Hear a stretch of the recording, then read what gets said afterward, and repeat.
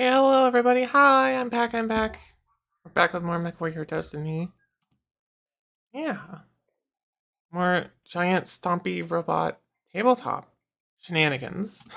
How's everyone? Last time we had basically a beach episode.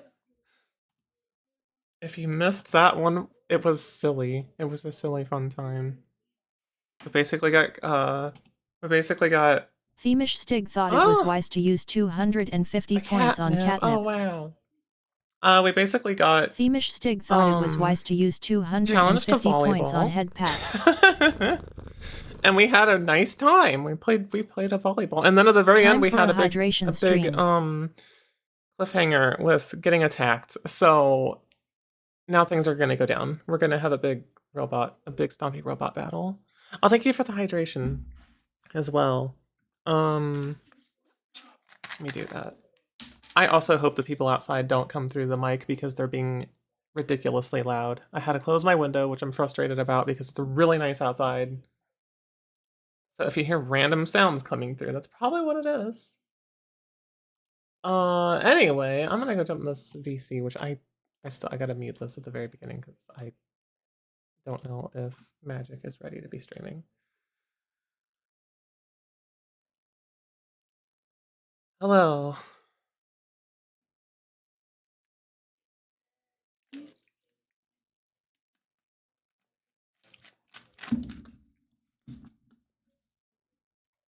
Okay, also I did the hydration. I gotta do the head pat. Hold on. I gotta do the head pat. I gotta open Steam up too as well.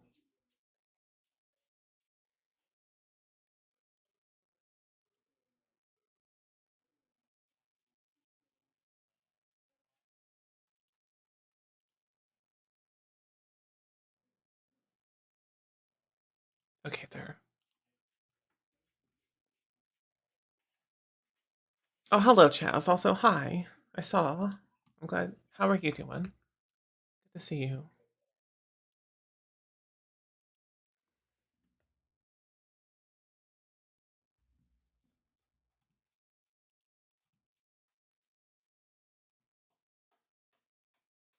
You're angry? Oh no, why? Oh no, I'm sorry.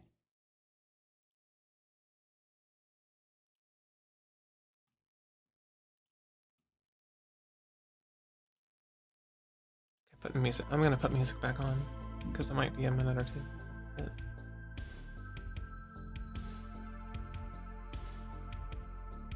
YouTube stream is going okay. That's good.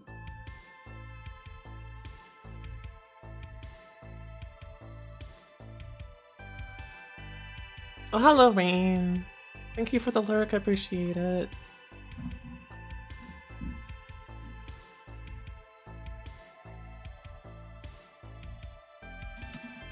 Did you actually get some sleep? I hope. Do a shout out also.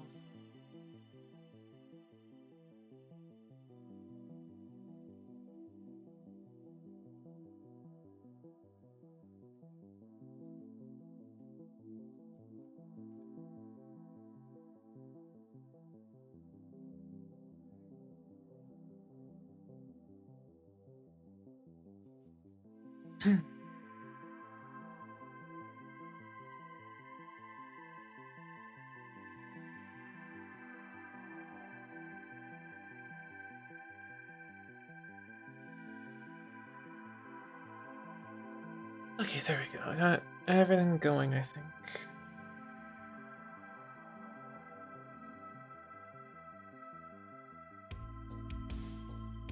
Hang on.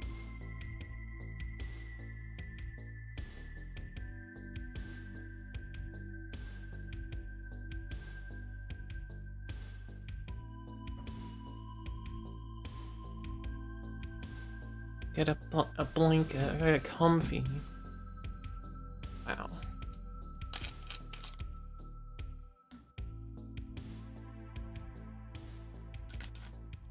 Okay. It's all comfies. I gotta do head pats. Hold on. That's right. I gotta do head pats. And also do this. Head pats. Where's the hand? I have the GIF. Wait, hold on. I found the GIF. I wonder if I can just do that. That would be so much better. Where is it?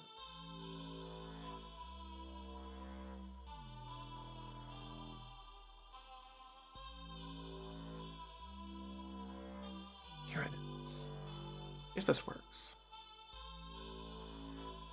I'm curious. No, it. I had it. Go back. There. This work? Ah, yes. There, head pads. It's the not glitchy version. Look at that, the not glitchy version. Then I can just turn it on for a little bit. Head pads.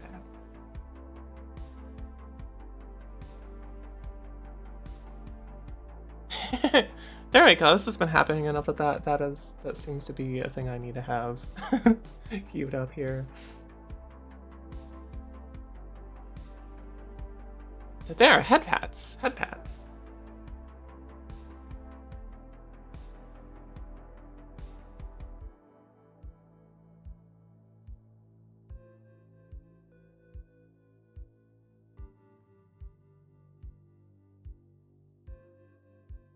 Okay, I think we're about to go live here. Well, yeah. Oh wait, I have to join the game. Oh yeah, here. This.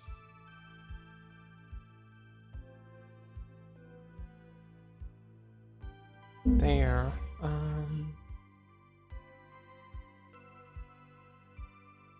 Okay, there.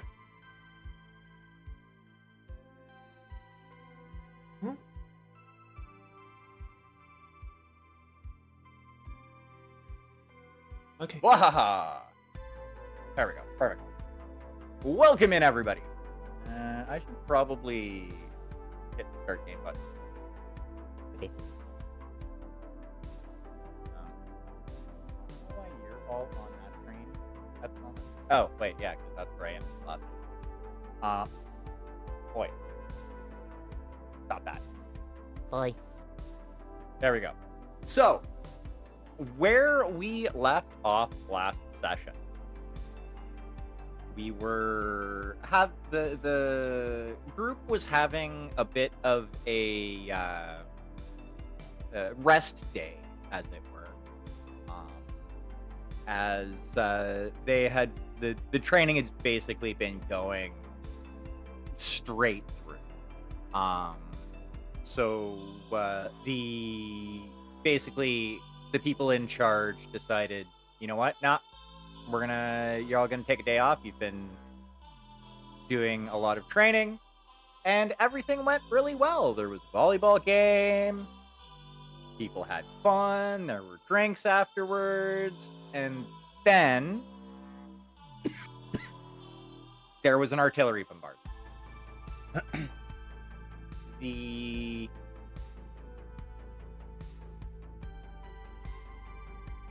The forces that seem to be arrayed against you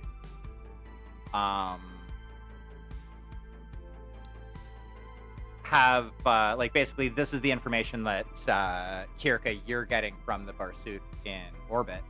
Have essentially have similar or the same IFF signatures to the Blake militia.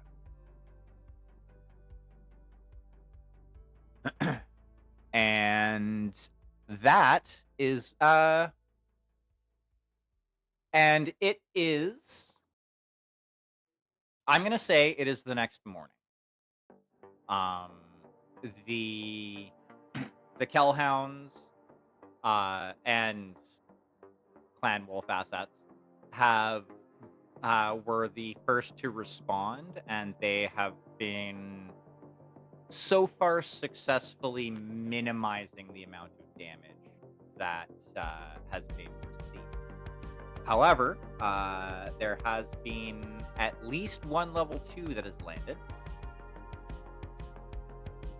And you, the location of the artillery has yet to actually be pinpointed. It looks like this was actually fairly well planned out, and there might be a couple of essentially artillery units that have been bombarding the city. But like I said, it is the very next morning. And, well, Kirka, when would you be having everybody muster? Since, that's kind of your job to decide, being the person in charge. As soon as there's enough of a picture to be able to. Like, basically, given the information that she's already gotten and any other preliminary reports coming in, she knows that this is not a,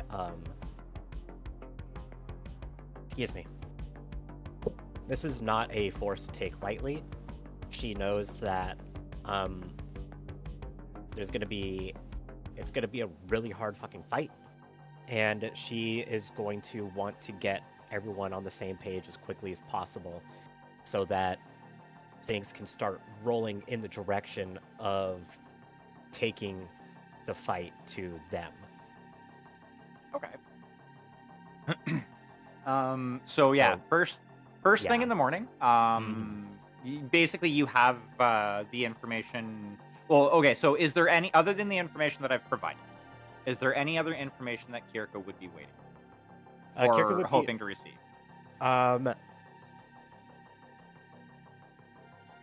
Yeah, coordinates of Lakest landing sites, artillery emplacements, if any.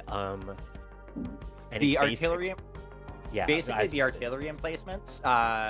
From the information that you've received and the reports that you've been able to look at, they seem to be on the move. On the move? Or on, yes, on the move. like, okay, they're mobile. on the move. All right. Yeah. Got So it. basically, based on, essentially, based on what you've been able to suss out, it looks like there are at least 2 artillery units, and while one is firing, the other one or ones are moving. So there'll be like a bombardment from one position. It'll stop for like 5 minutes. Then it'll start up from another position, and that initial position, like, when they get to it, it's big. Okay, cool. So yeah, I'm the sure artillery at this point is, that's unfortunately you are unable to pin them down. Got it. There hasn't even, I'm presuming there hasn't even been a pattern to detect kind of where they're going or what they're doing, any sort of force composition, things like that. You have been able to. Actually, Runa, Yes. you have computer skill, yes? Yes, I do. I also have a little bit of real-world military knowledge. I might be able to help you track this. I would like you. I was a veteran. give It's me okay. Oh, awesome. I would like you to give me a computer roll. Okay, pulling up my sheet now. So 2d6 plus computers is plus 4. So 2d6 plus 4.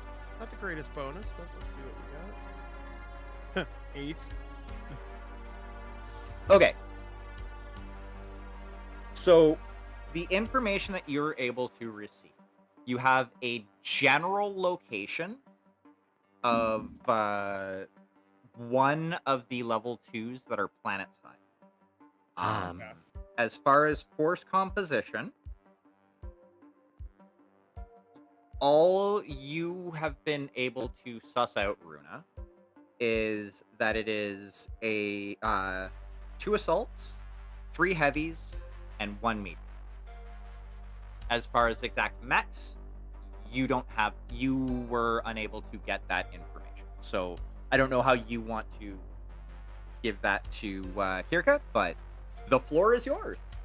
We go, well, what I've been able to assess given the data streams that I have access to, I'm going to relay the force composition. I'd say given the nature of the firepower being directed at us, this is probably my best guess. This is not a full picture by any stretch of the imagination. We would probably need, we're going to need a lot more information to help give you better threat. What do you assessment. have? Well, heavy and assaults mixed in there for sure. Beyond that, really don't know what else to tell you. If I had a little bit more time, I might be able to pull maybe some additional satellite imagery. Maybe I could track trajectory. Then that might give me an idea of what's being fired at us, and then I could narrow stuff down. Basically, process of elimination. Do it. I want you to prioritize landing sites for any Blakish dropships as well as artillery placements and their patterns over the previous 12 hours. I'm on it.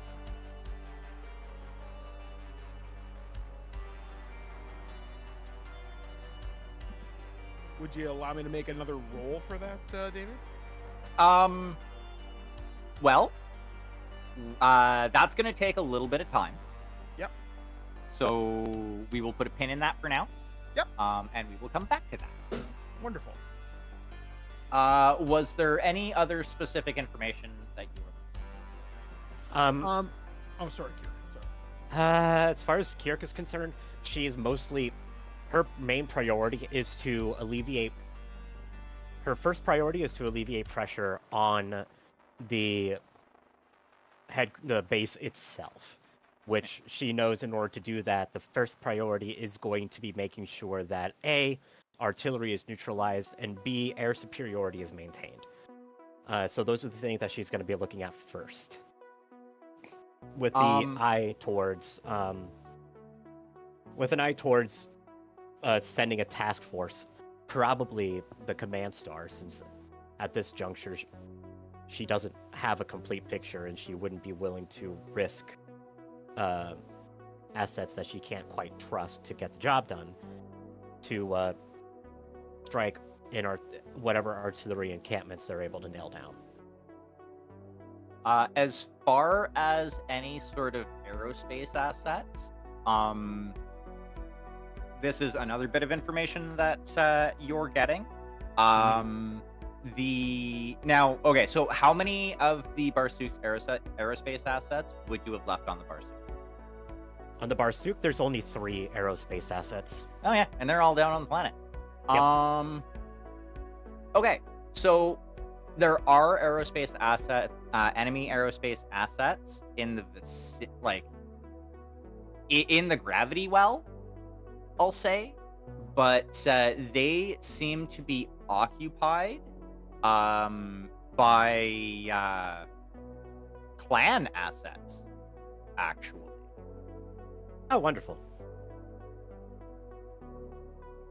So you can make of that what you will. Although it's kind of obvious. Presuming Clan Wolf. That would be a good assumption, yes. But yeah, so in character she should know. Yeah. But yeah. Oh yeah, she'd be able to be like, oh, okay, well, that's what's going on there. But yeah, so as far as aerospace, at this current juncture, they are not currently a threat. Because they're kind of being occupied in orbit at the moment. But yes, like I said, you do Runa, you were able to find like the general area that at least one dropship is. What is the terrain like? Was I able to suss out that?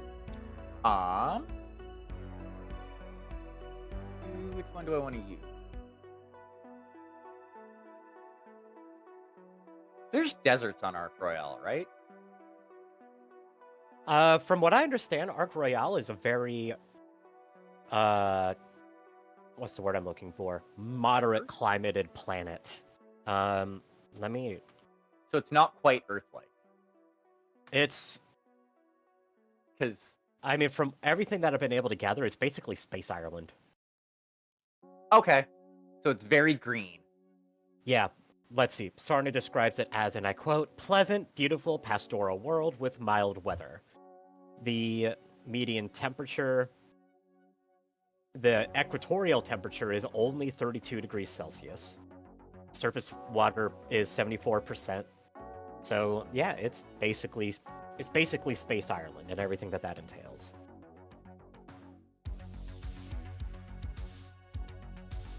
All right. Well, let me.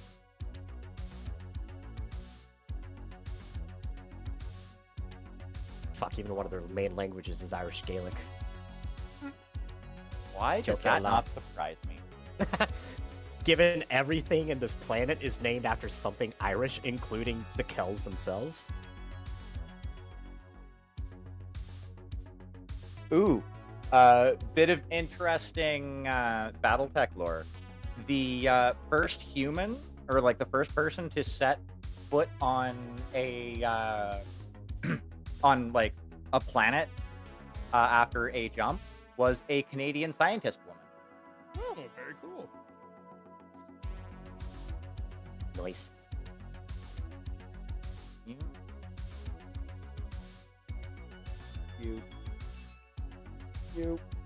and you.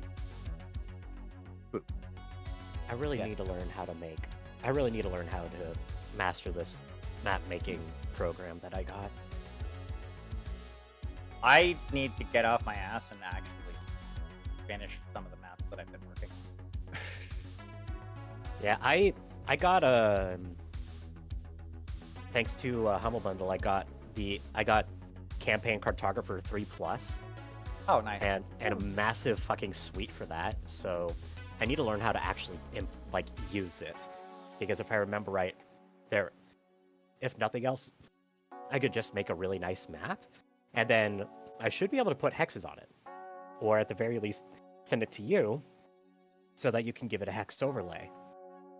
Well, I mean, yeah, that's basically all this is this hex overlay that's on like the maps that I generally use is just done by dudes. Got it. Oh, so yeah, that is going to be the area of operations today. And now I need to start putting people on. I need to start populating. So yes, this is basically a rough estimate of what the terrain and area looks like. It's fairly wide open actually, as far as the landing area, and it is on an island. I'm gonna say about 50 kilometers away from your current location. To the west.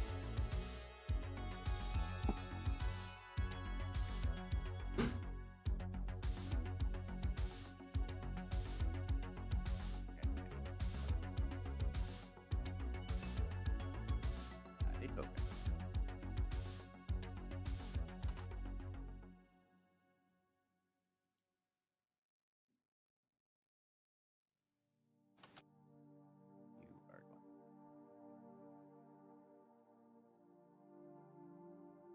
That color.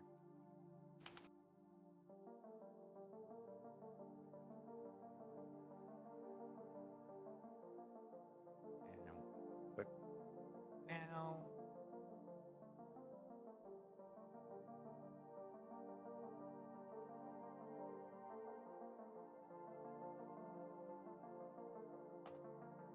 Okay. Aha! There we go.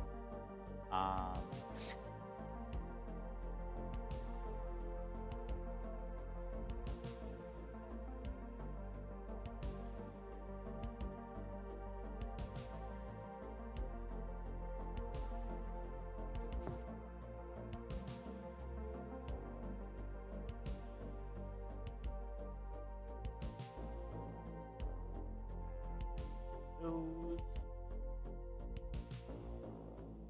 And doot.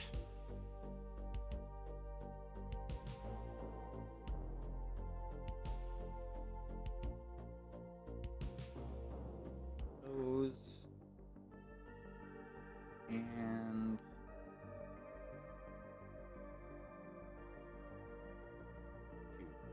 those. Okay. May as well go from the top. So yes, you have while I'm populating this, you basically, this is the information that you have. So however you would like to deal with the briefing, because everybody's there. Okay. Long story short, I would give... long story short, Kirika first is just going to give a cursory briefing summarizing everything that she's learned up to this point. So all the information that we just kind of went over. And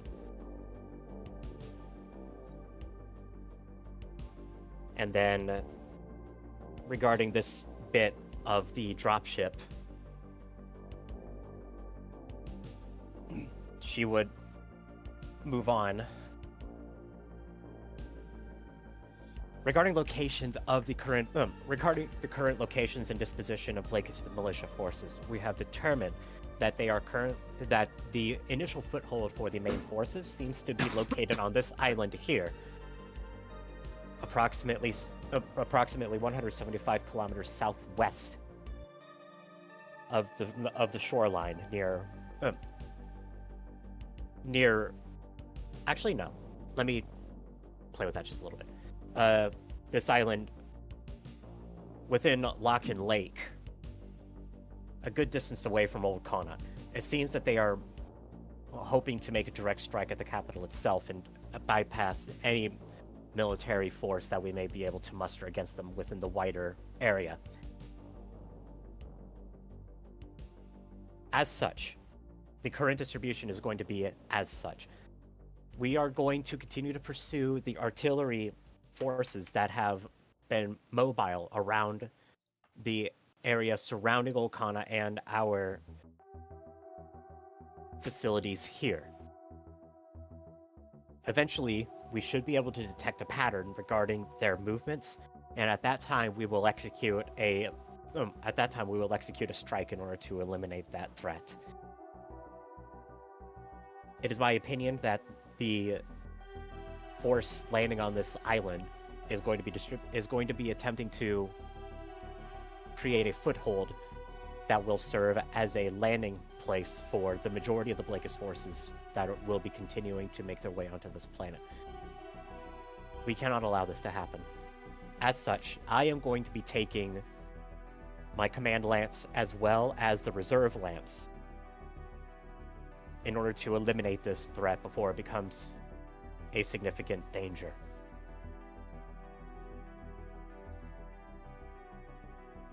At this time, we will keep our aerospace assets located and maintaining a combat air patrol around the base itself, and they will be providing fire support for any inevitable strike against the artillery emplacements. We will be taking drop ships. Give me just a moment to recall their names. Have them here in the notes.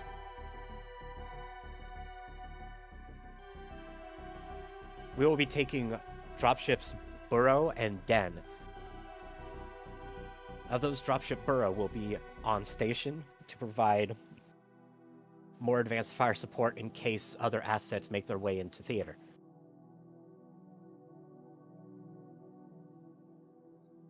For the strike force with me, the goal is simple. We are going to eradicate the Blakist forces on that island. We're going to destroy the dropship that has established itself there, as well as any beginnings of an FOB that might have been established. The idea is to disrupt and destroy any Blakist assets on that island and force them to pick a location more remote and removed from Old Kana. I will not allow this city to fall under siege in this way. It should be relatively simple, right? Does anyone have any questions?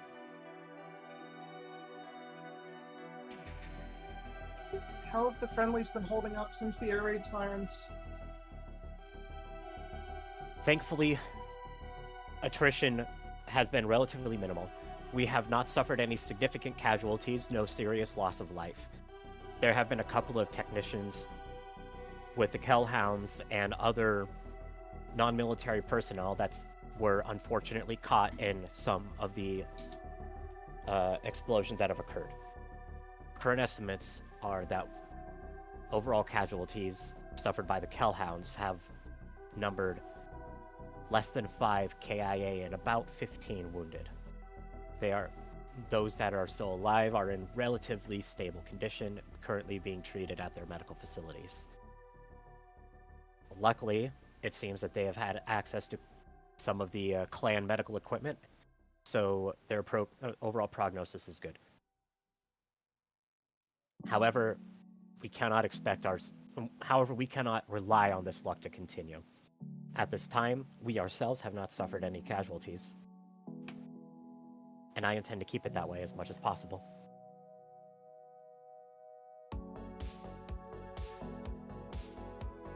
Hi, Zolmir. How are you doing? Welcome. Anything else?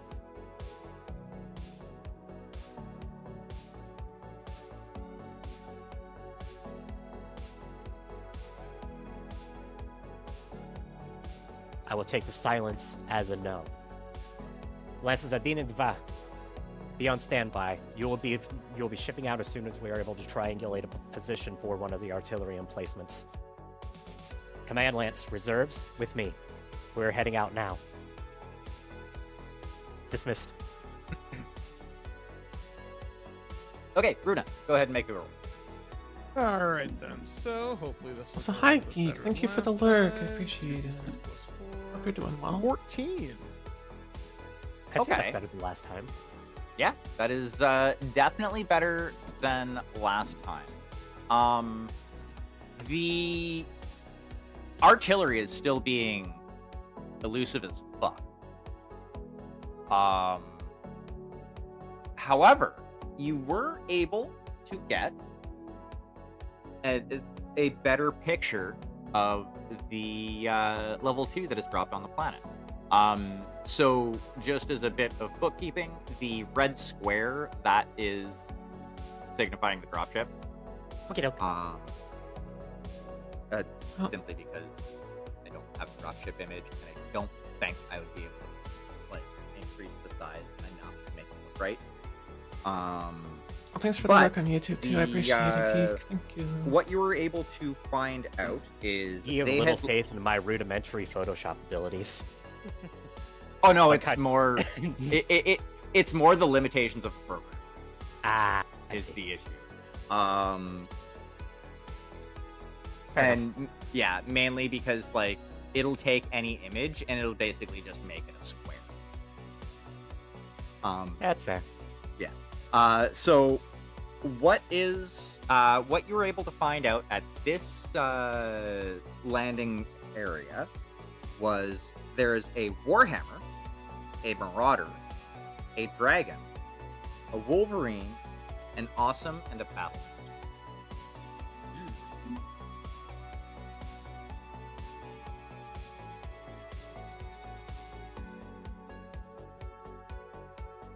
As far as the force organization that you will be going. And from like basically how you were able to find this out is you actually were able to get an image from a satellite, and they look to be, at least at the moment, kind of just like settling in and patrolling around their dropship. It's probably They're establishing perimeter, basically. yeah, pretty much.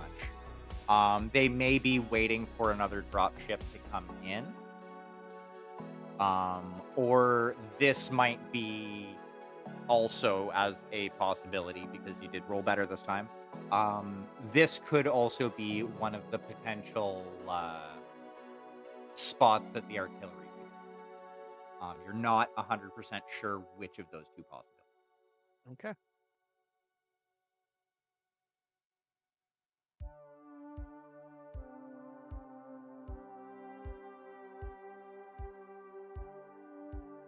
Alrighty, it looks like the planning stage is done. Let us move on to deployment. I need to get a heavier mech.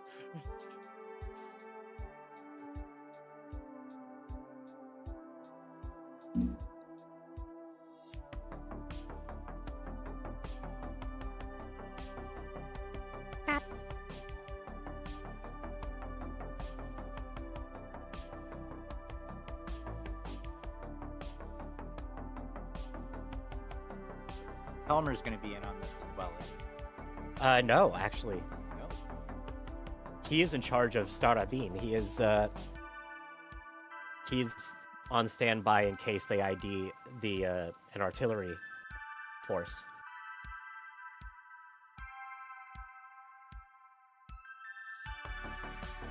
I can't imagine he's too happy about that. Mm. Like, yeah, he follows our orders, but he is the blood. Yeah. I mean, he doesn't like. It's more that he doesn't sit still very well. He likes to be on the wing, so to speak.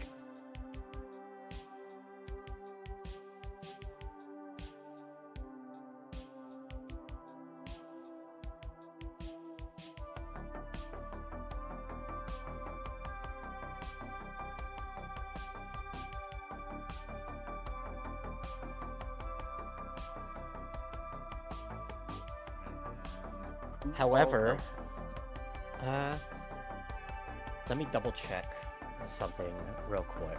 I think I have it under scenario books.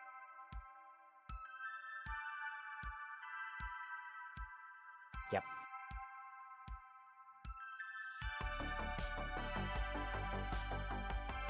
And then it is the. Do I have it under the screen? Yeah. Right? Or maybe? No, you're okay.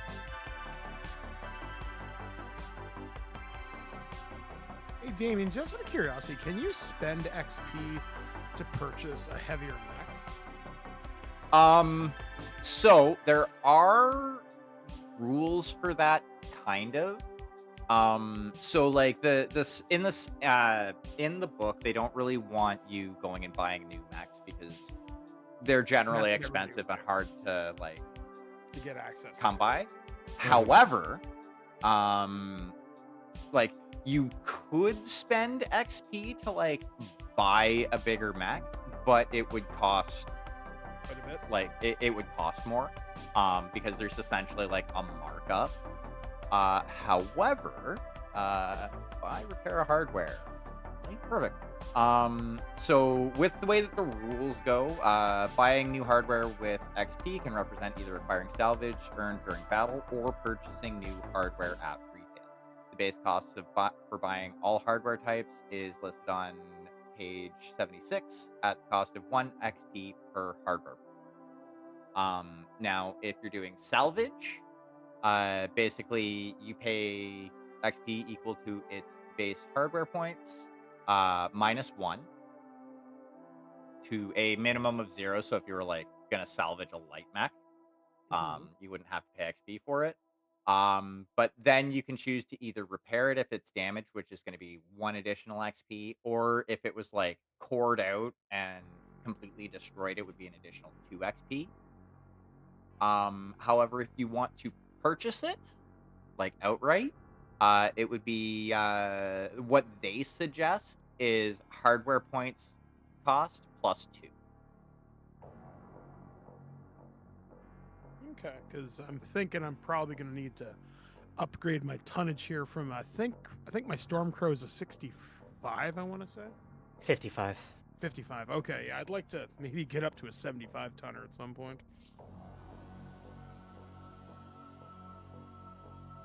I mean, But anyway, that is bookkeeping for later. Sorry. I was about to say, I mean, Isorla is a thing. True.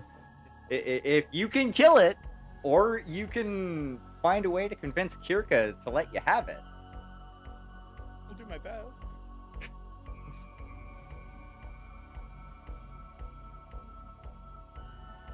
And there are some large mechs that you're going up against today. Yeah, I kind of like the look of that awesome, to be honest with you. But we'll see, I guess. It's not clan tech, but actually, I think there should be at least something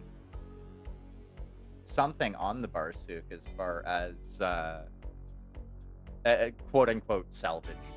By this point, every Inner Sphere mech has been upgraded with clan tech. To some extent. At the very least, the weapons have been upgraded. Oh yeah, most So- definitely. So upgrading an awesome to have clan ERPPCs or something like that would not be too difficult.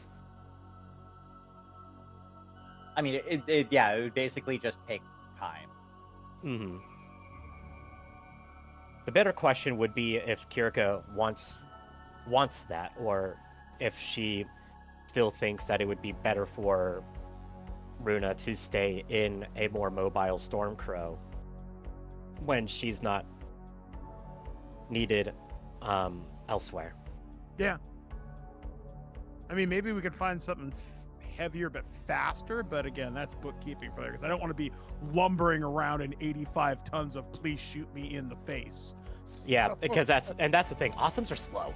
You're about to Yeah. find that out. Awesomes are slow.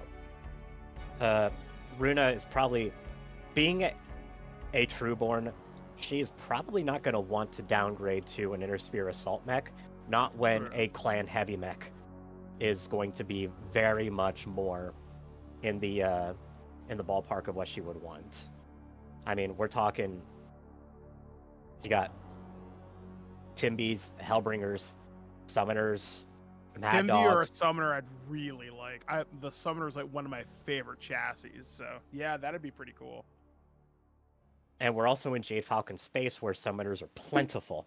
So Yeah, like I was about to say, like I know for a fact there's I know for a fact that there's several summoners that have been killed over the course of the past few battles, not the least of which was the entirety of Roadside, yeah, where exactly. we like, faced at least 2 summoners every fight, because And I Jade was Falcon. there, yeah. So okay. Yeah, so there's nothing saying that if you wanted to upgrade to a summoner that would be an issue. yeah, it would just Upgrade basically to- be. It would just be essentially you role playing it, the conversation between Bruna and Kirka. Mm-hmm. Really. Um, But we are currently all deployed. Or is anybody else deploying? Actually, I would need to create like character sheets for them specifically. There are 2 others with the reserve lance that would be dropping in, a summoner and a nova. What's the lower end of elite in here? Like 8s, 7s? I would say like 7, 8 would be like the low end of elite. What I will say though, because I have to be up at like 6 a.m. tomorrow. Just to make it so that the fight doesn't. We can, honestly, if that's the case, we could just have them on I standby. don't care. and How then are you just have doing? them as a, Welcome. like that mech. Yeah, license. we're it's kind of a combination. We could have them acting off screen. Because I did have some other forces from a previous fight that I never used. They could It's how be civilized people essentially. spend their Saturday evening. Yes. Sure. Okay. Hello, Jim. They're How a are you summoner doing? Nova, so that'd work out for them just fine. Yeah, because they're basically, I was planning on having, if needed, a couple of condors and a couple of vedettes piddling about. And True. they would be at the perfect skill level for a couple of mechs to stomp around and destroy. So yeah, so we'll say they are currently running Yeah, oh, around yeah, and, no problem. or well, throughout the fight, they're running around and taking out tanks. Sure. Yeah. Yeah, we've incorporated a few Keep 'em on different a tight systems, but leash, yeah, since Battletech this is is their definitely first- big. Yeah, I mean, part that of would make it. sense. This is their first deployment with under her direct command, so she's probably just gonna be like, "Go hunt some tanks somewhere." So, if you don't get killed doing that, then maybe I'll trust you more. Just stay within earshot. Mm-hmm. Yeah, that works.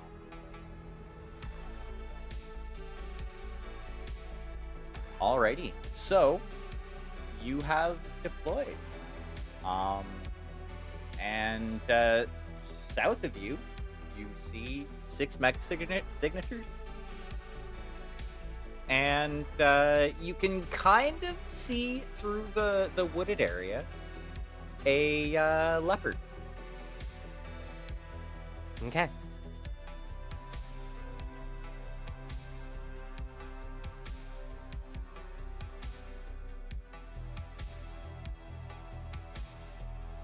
I'm just gonna push forward. 1, 2, 3.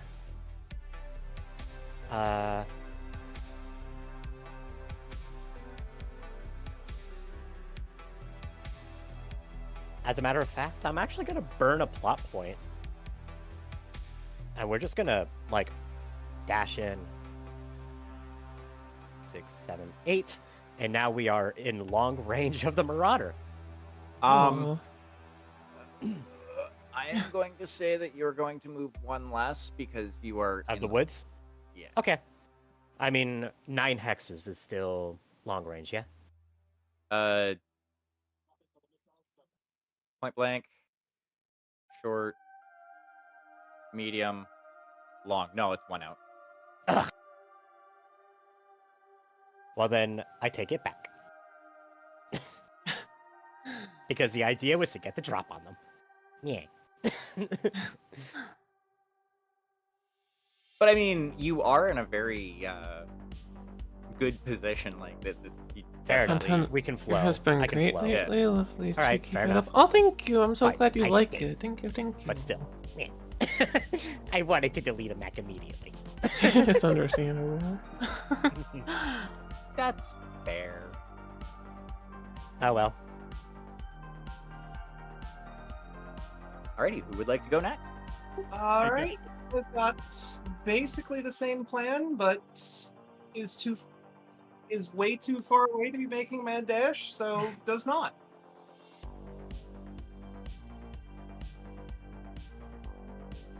Oh Alrighty, yeah. Esme I- or I'll- Runa? I'll do the same. Um, I'll just move up in formation.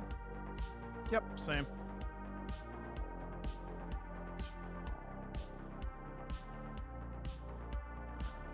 Jet is gonna move up and kind of close ranks a little bit to put cover between them and the ensuing onslaught.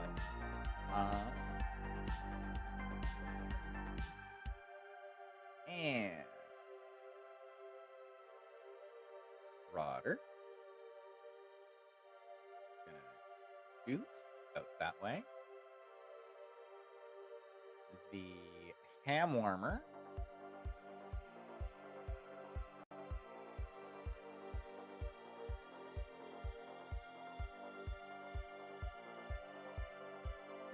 shoot. They are all slow. Except for that guy.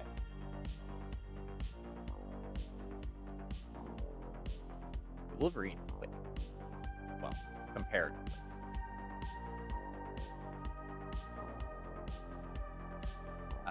Wolverine is going to jump up 3. The Dargon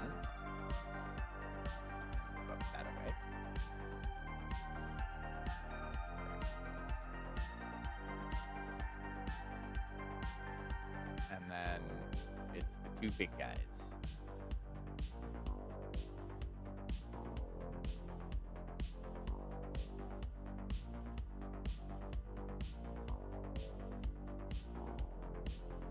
Alright, so Battle Master first. Gonna go 2. Awesome is going to go 1. And 1,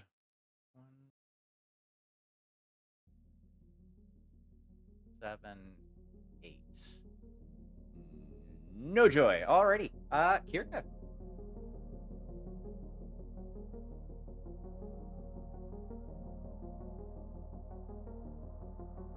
Oh, Jade stepped away for a second, I think. Sounded like it. Yeah, that sounds like it. Yeah. Alright. So if anybody else would like to go first, I guess I'll just move up an extra 3. 1, 2, 3. as you are moving through I probably the have to take woods? 1 less, right? Yeah, let me one last. Okay, yep, that's no problem. Yeah, I'm just kind of drooling at the thought of like, I could get a mad cat. I'm thinking, oh, I know how to build this. I did this in Mechwarrior 5 Clans, and this carried me through almost the entire game. By the way, the Ghost Bear DLC is fucking fun as hell. Yeah, it's really good. I'm loving it. It's Timberwolf, not Mad Cat. Oh, right, sorry. I keep forgetting. Spheroid talk. Timberwolf is a sick design. Timberwolf? I'm sorry. The Timberwolf is just so much of a better name than Mad Cat.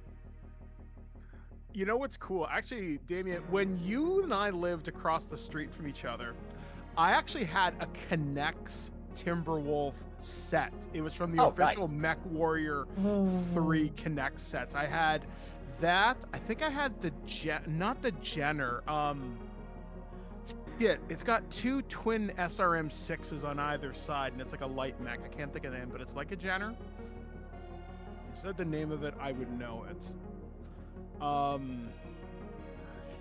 Yeah, Javelin maybe? I don't know.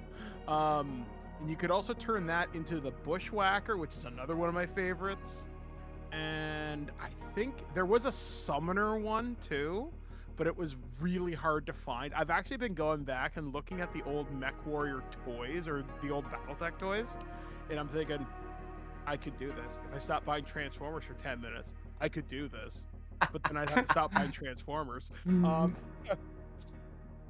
But yeah, like, oh, there's so like, I really wish the Mechwarrior toys had really taken off when they came out in the 90s, especially with modern engineering now.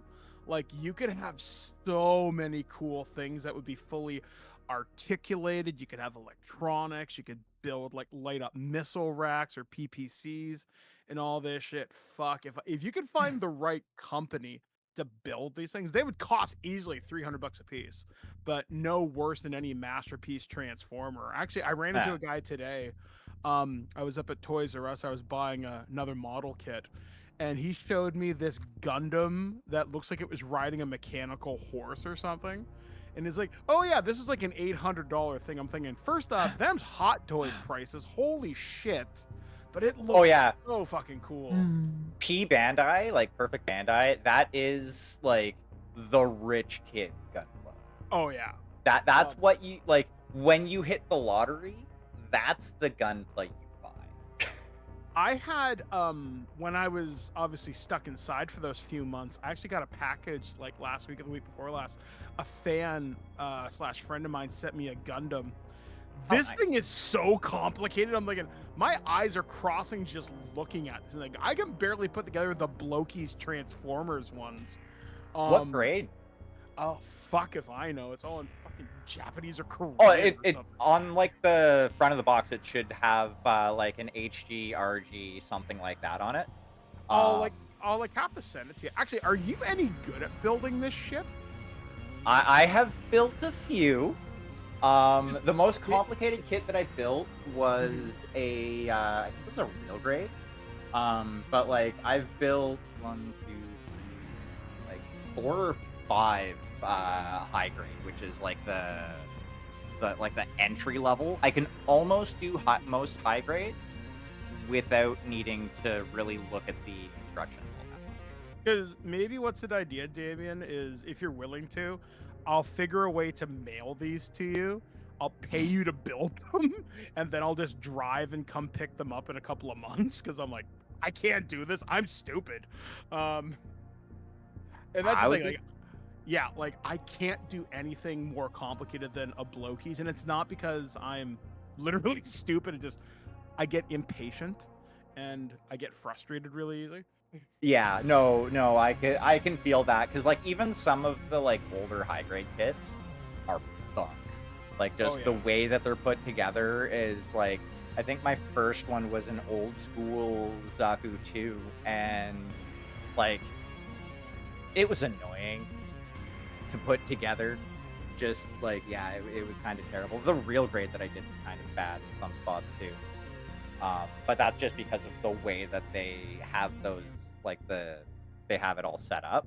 Like it's cool. I like the I like the complexity of it, but they could have done so much better. Like I would love to get a Tall Geese 1 or 2 model kit in like the highest grade possible, or maybe like an old school Zaku, maybe an RX 78. Like if I hit the lottery, why are we building mobile suits? Well, because we were kind of waiting for you to come back. Sorry, I had to use the bathroom. I'm back now. It's fine. It's fine. Mhm. It's all good. Mm-hmm. We entertained ourselves. Yeah, conversation I just see happened. That's that. all. I see that. Yeah, we were discussing my model kit inadequacies because I'm terrible at building things that aren't snap together kits.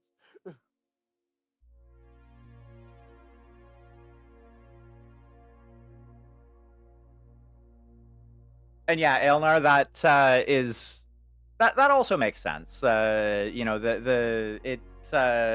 it does give a little bit of a different challenge when building kits. But yes, Kirka, it is your move, by the way. Everybody else moved before you because you were. Well, I didn't move Okay. before. Oh, well, Yeah. could have. I was gonna ask, but I was waiting because the conversation started. I didn't know how far I could move if I went into the trees. So if I'll say like with as clear it is as it is ahead of you, and if like you wanted to move straight down, you could move free. Okay. Because then you'll just be getting into where the like difficult terrain would be at that point. Okay, yeah, I mostly just didn't know where I was starting at. Okay. I mean, you're starting at where your character is. If I just move there. Yep. Okay, that's fine. I'll do that then. Yeah. Now it'll be like difficult terrain. Okay. Okay, so, and does that difficult terrain count even if I kick on jumps? I will say no. Okay. Good. Kicking on jumps then. As soon. Wait, work for me. Work for me. There we go. Maybe? Well, it hasn't frozen for me yet. No, it's just my token. I can't seem to move. I can move everyone else's. Or at least I can move Deanna. Oh. Yeah, I just can't move mine for some reason. Weird. Were Tell you me just about gonna go like straight down 3? Yeah, pretty much. Boop, boop, boop. Thank you. 1, 2. I'm gonna force send the map. Yeah, Try and jiggle your token around. Da-da-ba-da-ba-da-ba. Mm, mm, mm, mm.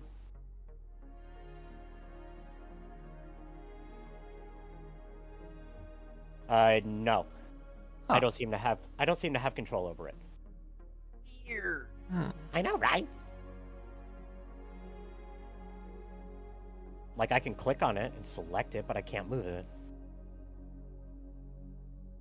Maybe the program gave control of it to you. like I technically have control of all of the tokens, but I don't have like there's not a setting when I click on your token to make it to change whether or not it's player control. Yeah, I mean, I don't think there was like a thing that you set to be like, haha, I'm gonna take control away. No, I think the program was just being silly. But anyway, Ooh, here's something we can try. I'm gonna delete your token from the map. And I'll put it back. Yep. Boop. Okay, now let's see. No.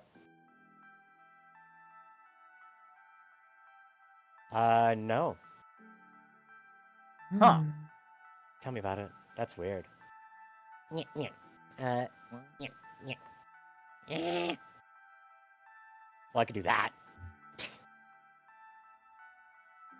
Oh well. So you are now in long range of the Marauder. 3, 4, 5, 6. I am in medium range of the Marauder, thank you. Ooh.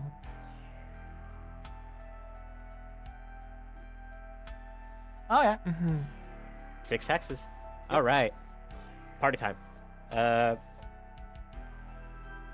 I did the jumpies, so it's going to be the large and medium pulse lasers going off. Oh. So let's see. That's going to be 2d6. I should just have these numbers just in the back of my head by now, but I don't. So my firing is at 11, 14, 16.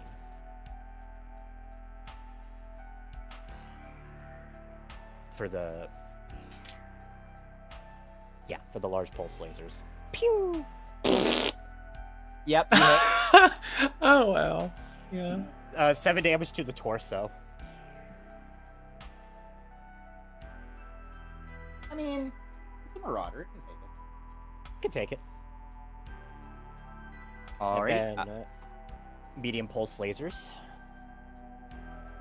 Flap, flap, flap. Jesus Christ. Oh. Yep. You hit. And that's also to the torso for 5 more damage. Alrighty. Firing anything else at them? Not at this range. That's fair. Alrighty. I don't think anybody else is in range. So, actually, Esme, you are in long range.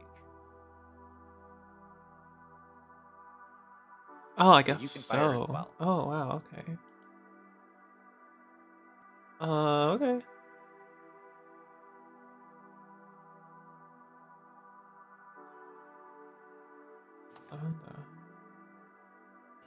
Oh my fucking god. The exact moment I sit back down is the moment that my pod decides to start screaming at me. No. That's no bueno. I just need to pop on a new one. So it looks like I'm gonna be back again. Okay. Yeah, At least I got my turn off. I'll fire at my Goss and PVC at the Marauder then. Alrighty. Which would you like to fire first? I'll go with the Goss first. Throw your metal slug. 9. The 14. You hit. Okay. A 4. That's 5 damage. Fire is the right arm. Is that 5 damage? Yep, 5 damage. Alrighty. And then the PPC. Okay.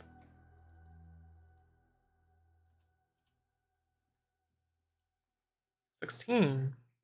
Oh yeah, you hit. Okay. Then a 7 for 5 more damage. That's in the torso. I would like you to roll me 2d6, please. Okay. 10. Ooh, that is a critical. Oh. Yeah, Kirka took all of the armor off. Oh, I I'll do see. it I for see. She like set it up perfectly for Nice. So this is in the torso. So roll me 1d6. 1d6. 3. That is a 3. Gyro damaged. -2 penalty to piloting test. Okay, nice. Have fun driving that, shithead. Yeah, pretty much. Mm-hmm. They are not currently having a very good day.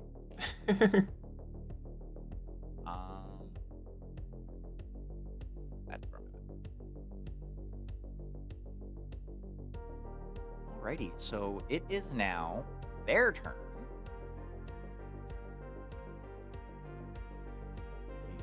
The Wolverine. Right here. There you go. Boop, boop, and boop. 7 up. Them. Dragon is also going to move up. Awesome. Gonna kind of forward a little bit. Cute.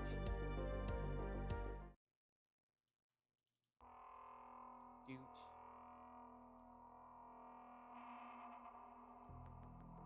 Everybody just kind of moves up. So we're going to start with the Marauder. They are going to fire at...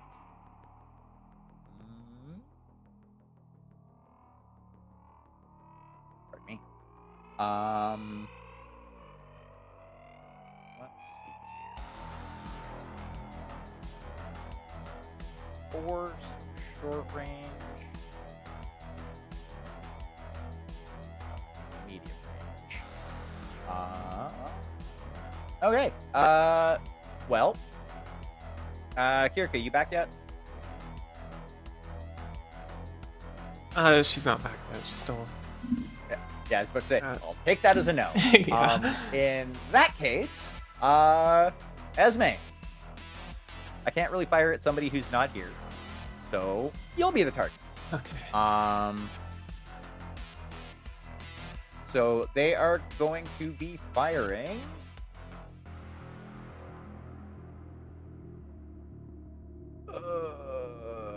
Their AC 5. Actually, no. They are going to Alpha Strike. Bad idea, but they are not in good shape right now. So. And a boop.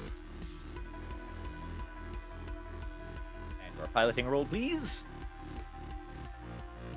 This is going to be 18. the pair of PPCs. Oof. Okay.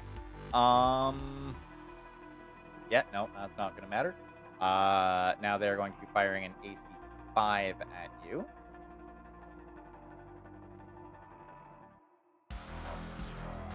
Four. Cover and everything. And a boop. 20.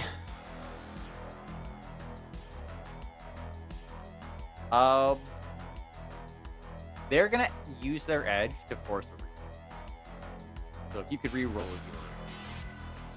pilot. Okay. 17. Yeah, it wasn't much better. And then last but not least, the 2 emotional support medium.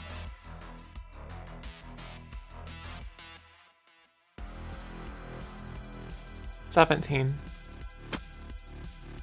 Yep, they are having a very bad day. I wonder if the Warhammer can do any better. I mean, they are kind of just shooting into the woods. I didn't jump above the trees or anything. They can't see me that well. Yeah, like it's like honestly, it's the negatives that's doing it.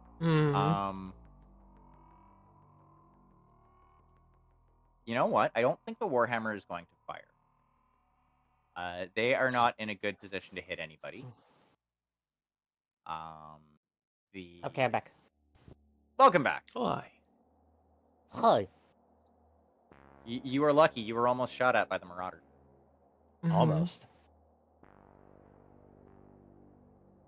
Okay, that's medium range. Yeah, I wasn't gonna shoot at somebody who wasn't here. That's So fair. the secret. But you could have waited. I could have, but I didn't. I suspect the Mad Cat is going to be the scarier target anyway, but alright, I'll take it.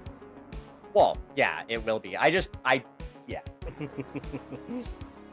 In the interest of keeping the game moving and not firing at somebody who, like I said, isn't here. Okay, well, in that case,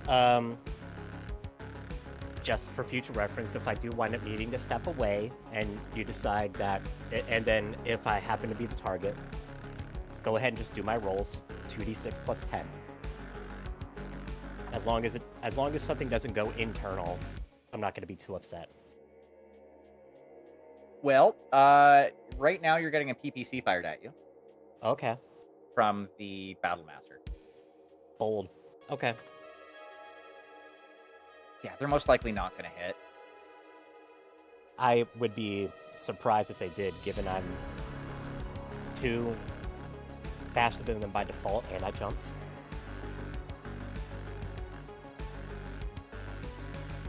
Battle Master? No, you're only 1 faster. Battle Is it Master's movement? movement 2. It is, isn't it? Ah. Yeah. Oh well.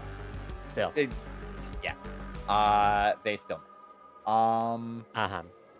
And you know what? That's all they're going to fire, because that is really all they could fire at you with. However, Jet is actually about to have a bad day, because there's a dragon and a Wolverine who are staring at him. The Wolverine first. I have to get that to medium. Oh, no. Long range. So an AC 5.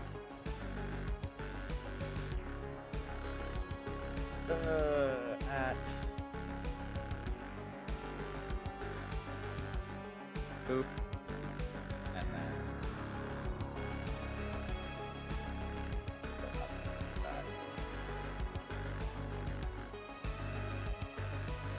boop. Okay, so yeah, they the Wolverine misses. The dragon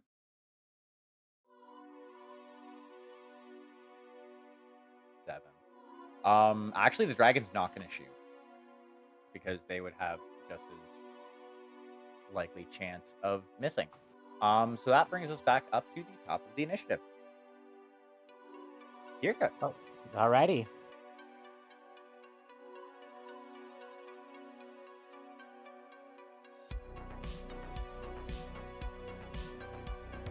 She is going to... Let me try them.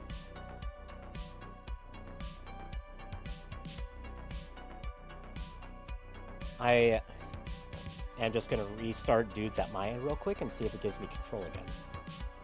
Hopefully. Just so I can...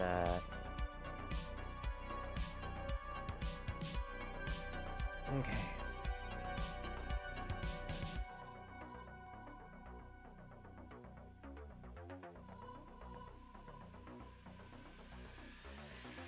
Yeah, that's the right code. Do you mind doing a force send for the map? You has been updated. Donka. And yep, that did the trick. Yay! Alrighty. So I'm just gonna do that. I'm gonna walk the 2. And then I'm just gonna unload into this Marauder.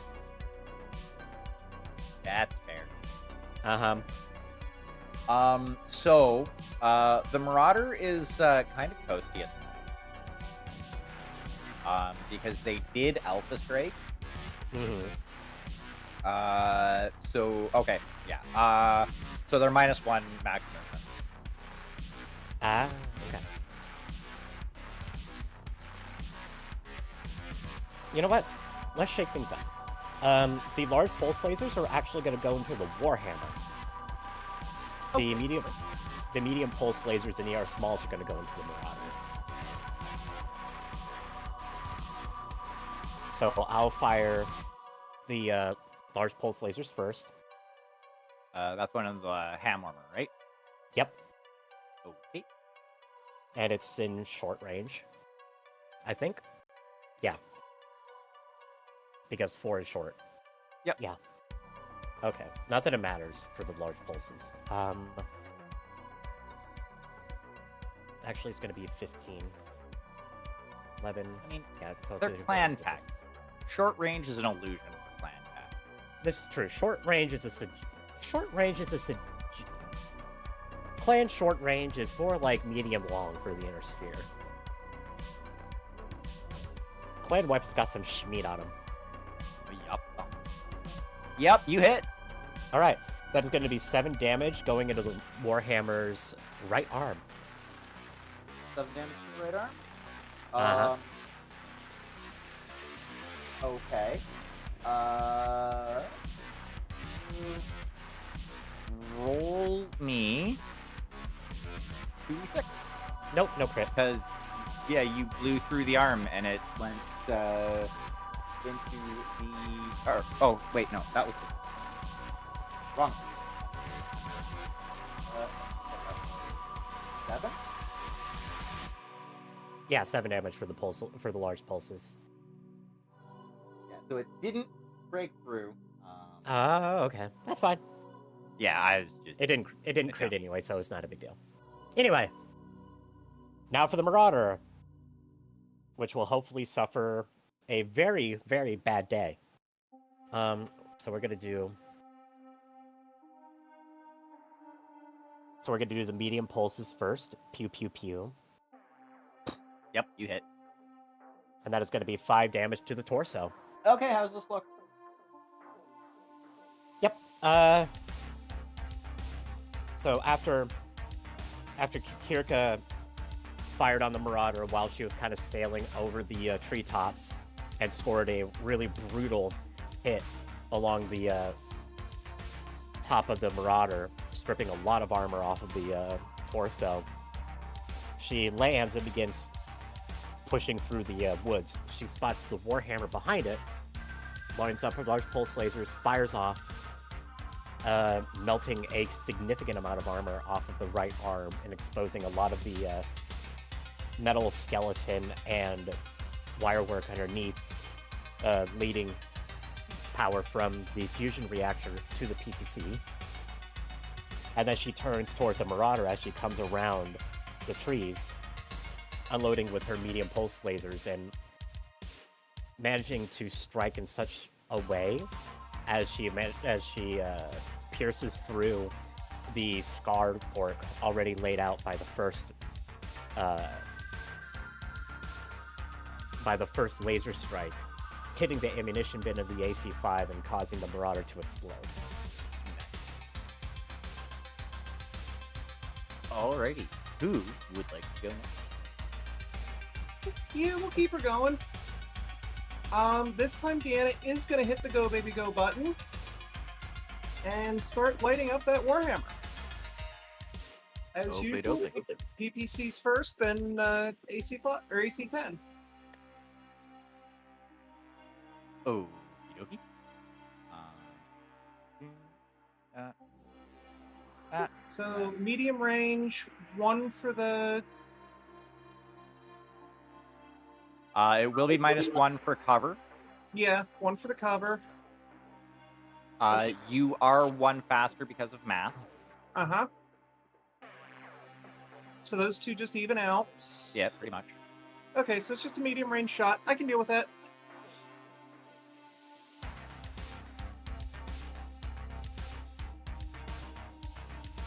Skadoosh. Yep, that hits.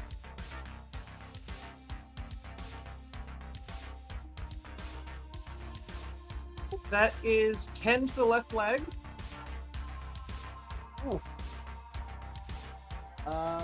Okay, well, that's a Warhammer that is missing a leg. Rip. I know what that's Oh, nice. Oh, and yours.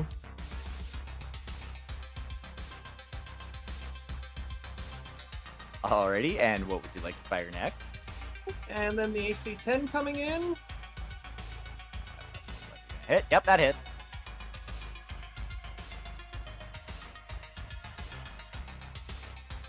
Which is 4 to the torso.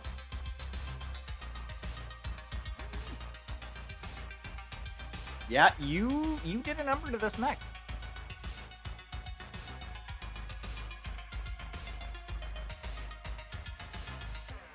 Alrighty. Who would like to go next?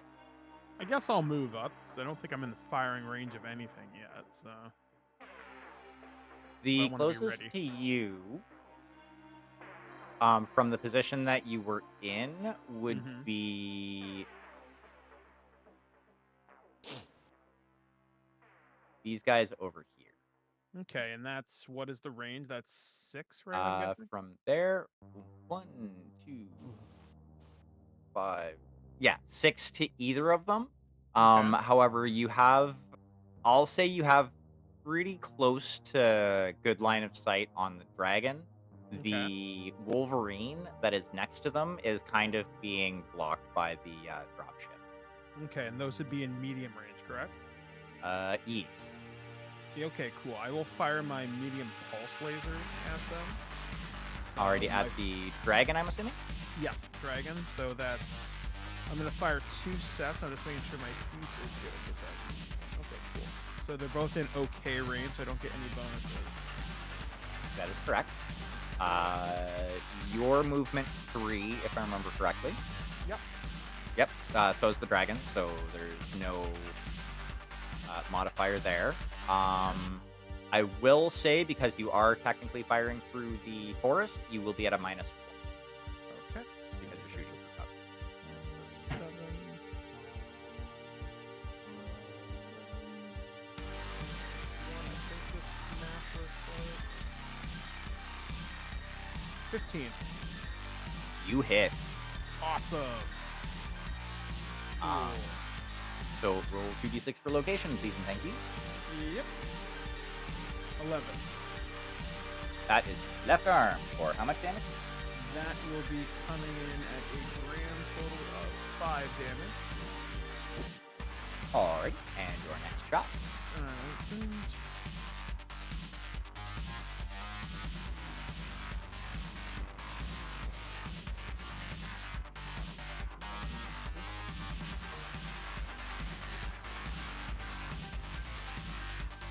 Come on, 16. You hit. Awesome. Coming at you for 6. That is torso. And that is going to be a grand total of 9 damage. Mhm. Gadoosh. And are you shooting anything else? Or Nope. was that everything that you were shooting? That is Alright. everything I'm going to shoot. Oakley dokley. Esme. Okay.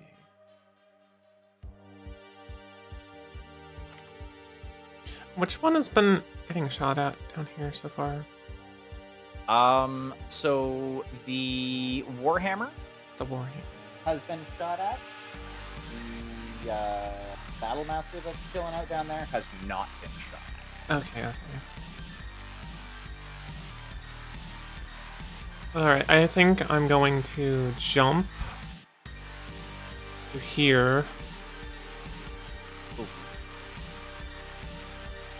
which is that medium range, I think, from The Warhammer? the Warhammer?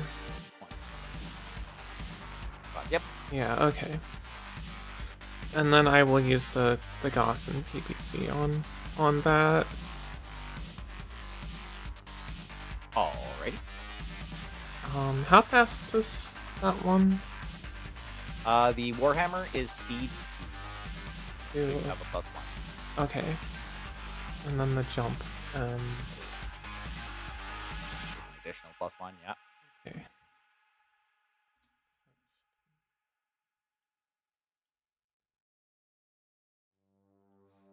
Okay. 20. Yep, you hit.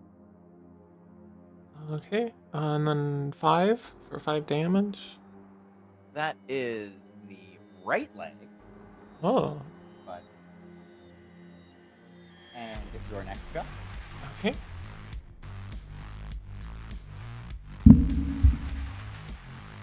$15. And this is with the PPC. Yeah.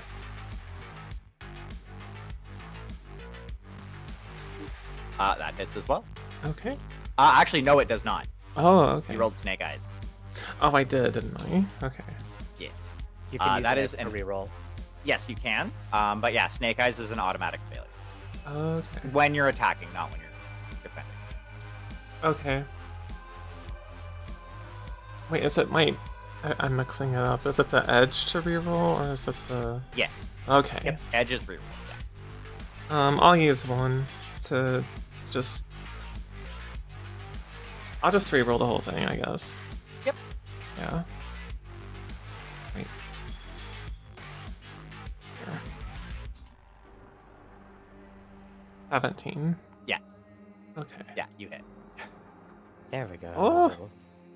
Oh, the game... Now 2d6 has- for location. Yeah. The game has... Or, it's frozen for me. Oinos. Yeah. Ruh-roh. Trying to give it a second.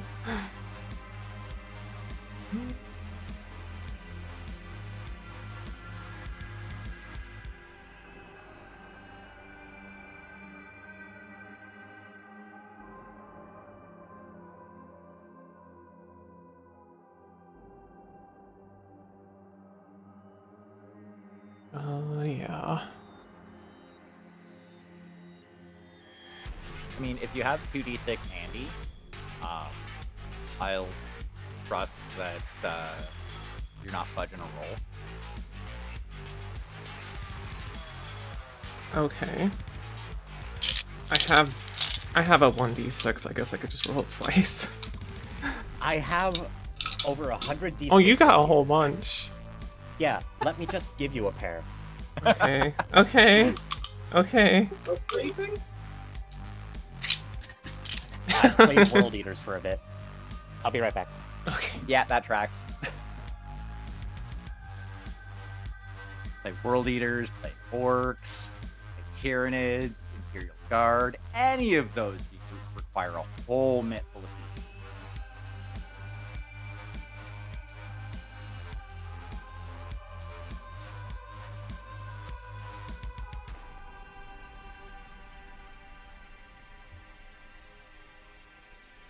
Okay. Okay. I got dice. I mean, I was Yay. gonna make a Shadowrun Oh, that's a joke. 5. At the 5, Yeah, it's a 5 for 5 damage. that is a right leg. Okay, so this Warhammer now no longer has legs and is taken out of the combat. Okay. Careful, it'll bite your kneecaps off. It's no. That's a Black Knight. This is a Warhammer, different mech. So, I would like you to paint a picture for me with your words as to how this looks. Okay, I guess it's, oh, back up a little bit to when, Deanna was shooting at it, it lost the first leg, and, before it could even react, I jumped through the trees and target the other leg, and just takes it out from under it, and then it just falls down, and just can't do anything, I guess.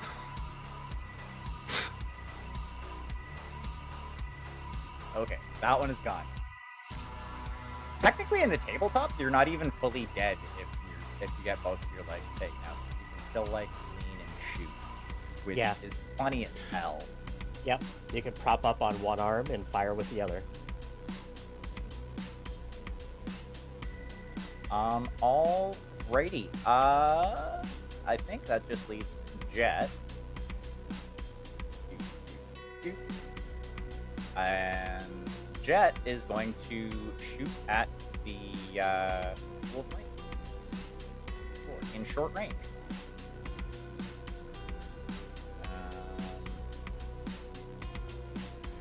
First with ERPCs. At 11.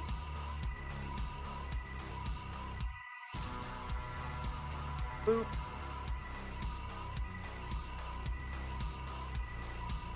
Yep. That is definitely going to be a hit. To the right arm for 10 damage. Blows off the arm. And then the pair of you know what? Yeah, he's gonna run spicy. The pair of LRM 10.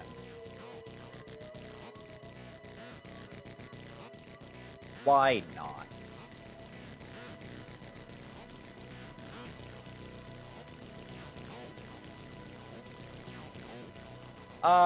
You know what? I don't want to roll this, theirs.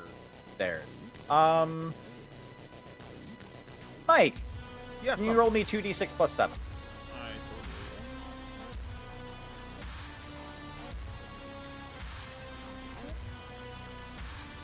you. 15. Oof. Okay, well, Jet's gonna spend an edge. And roll everything. And hit. Okay. And that's going to be in the torso.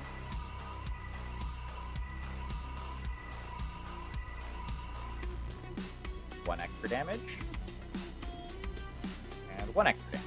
So this thing is going to be taking 2 damage to the torso. 3 extra damage to the first.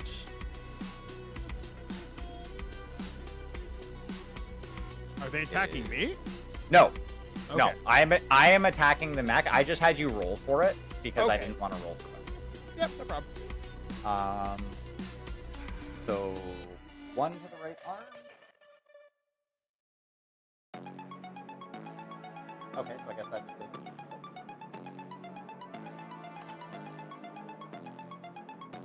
And other one was 9. 1. 11.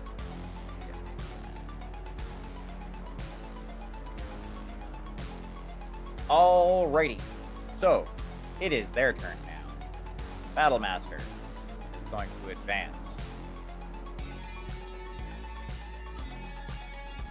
Wolverine is going to jump. 3, over that way. Dragon.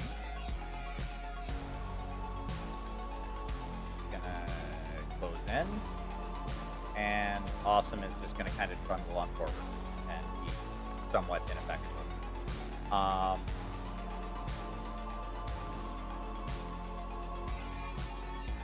Runa, Yes. make me a computer's roll.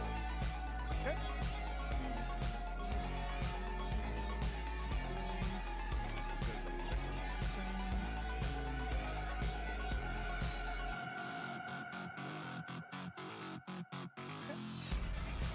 Well, Alrighty. You get a ping on your systems that it looks like the leopard's weaponry is starting to go down. okay. I guess I'm gonna broadcast to Kirka. I've got weapon signatures on that dropship. They're starting to heat up. Copy.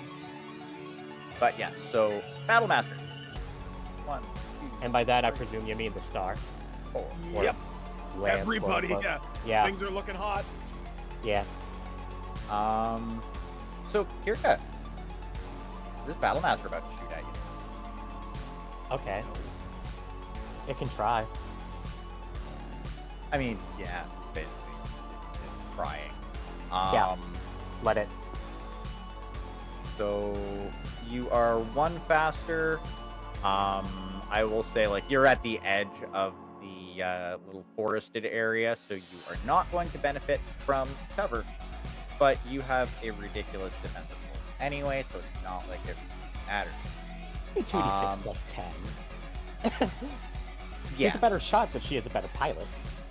that's fair. Ignoring the fact that she's a legendary shot.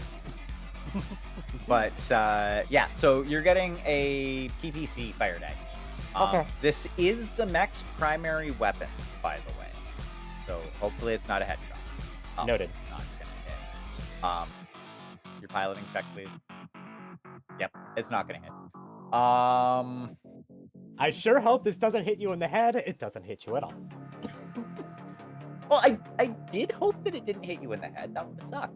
That would be an ignoble end to someone that is, at this point, a, how did we say it? A once-in-a-generation level prodigy at this shit. Well, I mean, you do also still have your plot points. Most of them. Mm-hmm. 2 of them. Yeah, I've only used one. And you only need safely punch. Well, it consumes them all, but you only need one to safely punch. Uh-huh. That's fine. And they are going to fire their 4 medium lasers and SRM set. Okay. Oops. Also going to be at a minus. Yep, -1 because they're short. And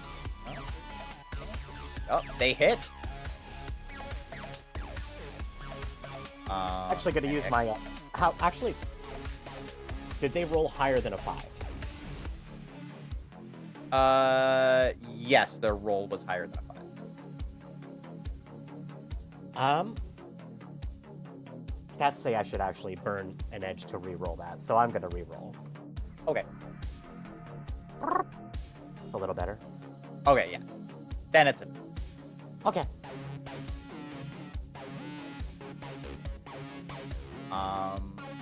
Already. Now they're not gonna fire their machine gun. Wolverine is going to fire in the bush at Runa. Oh, please don't. Yeah, so 2D. Give me a second to set up my rolls here. 2D, +7 to dodge here. Pretty sure. Good check. And that is piloting. Where are you? Where the hell is it?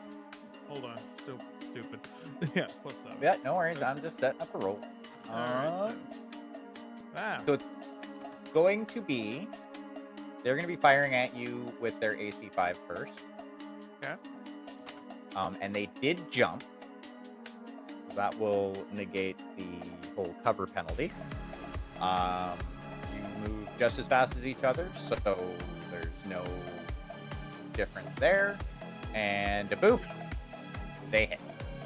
Can I use plot points to force a reroll? No, you can only use edge to force a reroll. I'm gonna use my edge to force a reroll. I have one.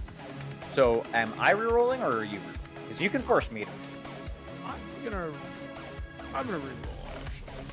Okay, 'Cause I think probably a good idea because that's we not. both. Fuck off! 11 again. Oof! Boo. Ouch! All right. Well- we're getting hit. It was meant to be. Yep, clearly. And that's gonna be a. Yep. No, not torso.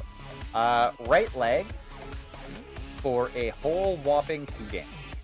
All right, I'll take that. However, they're also going to fire their medium laser and SRM6 at you. Okay. Same thing. Yep. Boop. What the They hit. fuck? 11. Okay. Well, first, any extra damage? No extra damage. I also have an ECM if that helps. It's SRM. It's, Oh, right, yeah. Didn't matter. Yeah. So you are going to take 4 damage. Okay. To the left arm. Okay.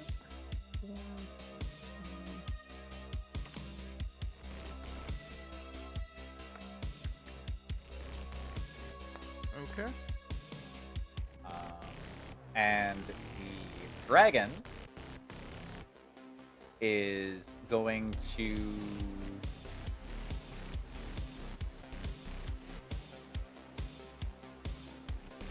punch. Dragon punch. Sorry. Thanks for the raid yeah, there yeah, at NetKing_Ray. So and 2d6 welcome you plus two lovely 7, people. Yeah, so the Oh, dragon thank is you getting for into the Rock and Talk raid, and Robots Ray. with Jet. Thank you. Hope you had a good stream. Boop. We're in the middle of a Jet Stompy robot avoids battle. being punched by the dragon. Nice. How are you doing? 7, 8. Oh! The awesome is in firing range. Did I get you a shout out? But you were it's playing probably Doom. going- Nice. It's nice. So that's gonna be -5. No, that's gonna be -6 for that.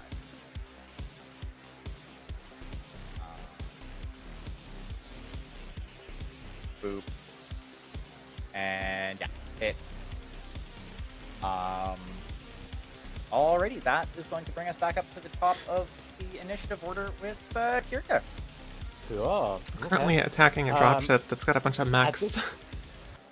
That's what's going on. So if I move due south, is that 2 hexes or 3?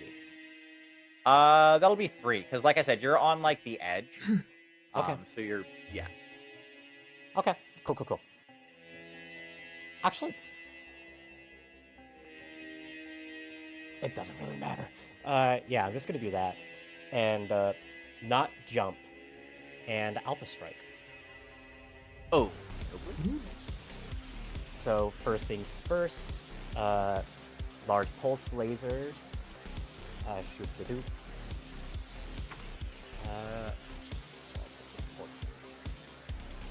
15 for the pulse lasers. Lasers are cheating. Twat. They hit. And that's going to be 7 damage to the torso. Well, I mean, would you like me to switch to PPCs with my level of accuracy? Alrighty, your next shot. Next is going to be the medium pulse lasers with the same calculation. Question mark. Period. Oh, You miss. I have another edge. Okay. I'm So I'm gonna- actually kind of shocked that you missed, but I am Wow, too, yeah. which is why I'm using the edge. And I get one better. La-di-da. you hit. Oh, perfect. That's also going in the torso. 5 more damage. Okay. And then the ER small lasers. And Beasley plus 13 bonus. Wait. Yeah. You hit. Okay. And that's going to be 5 more damage to the torso again. oh, Oh. Roll me 2d6, please. Just shy. No joy. Bummer. Oh well. And that's everything you got to fire? That is everything I have, yes. Alrighty. Well, as it normally goes, Deanna, you going next? Yeah, might as well. And she's just gonna scoop up 1 and light up that Battlemaster. Because this is now the autocannon can actually do shit range. Yeah.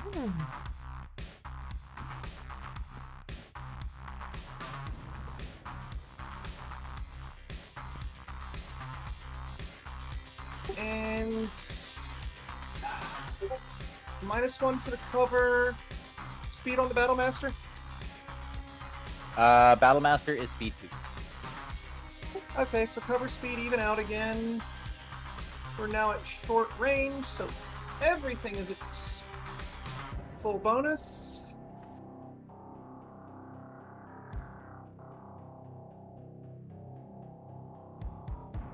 PPCs first. Okay. You hit.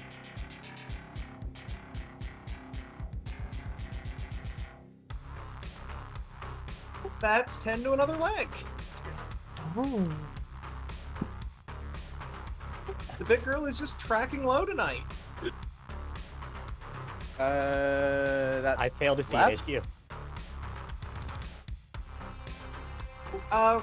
Yeah, left leg. Okay, so 10 left leg. Roll me 2d6, please.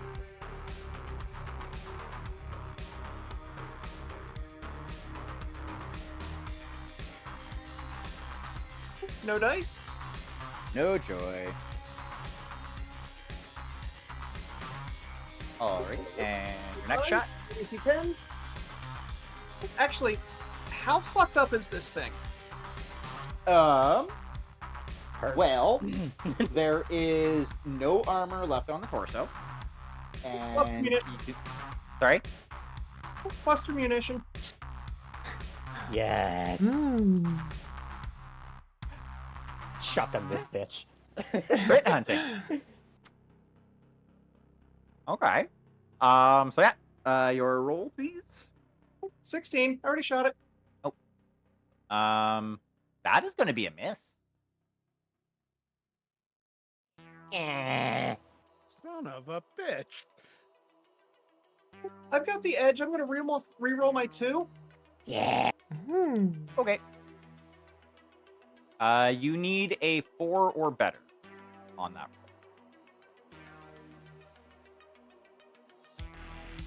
roll. Oh damn! I should have made them re-roll.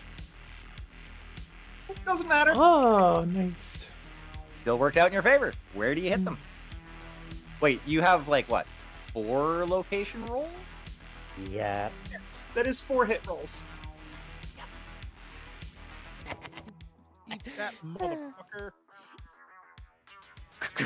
First one is the right arm. It's 2d6, not 1d6. Oh yeah, shit. Brain.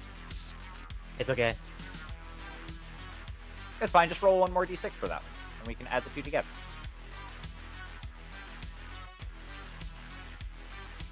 Torso. That's a torso. Yes. Okay. So 1 to the torso.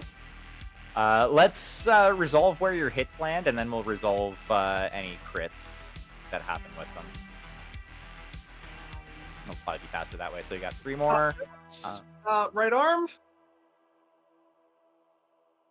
Okay.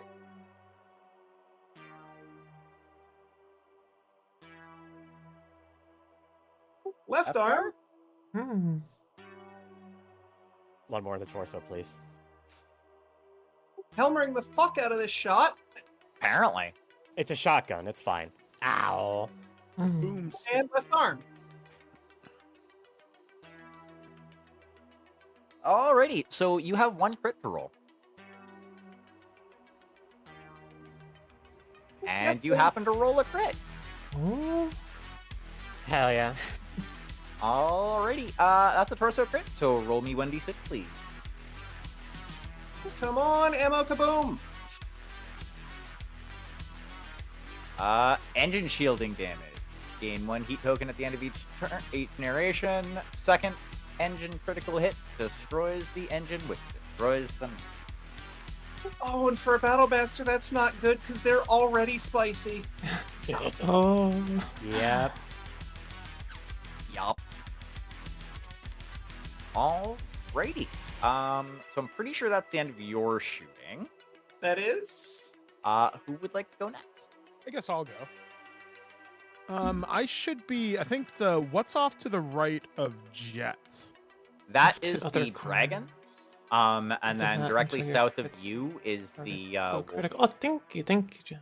And the Wolverine has not Leave you taken with any a song? damage, correct? Oh. It has taken Thank you some. for hanging out, though. Hope you have a good rest of your but, day or night. whatever it's time it is actually for it's you. missing its radar. I might as well finish it off. That makes sense. Jet can handle himself.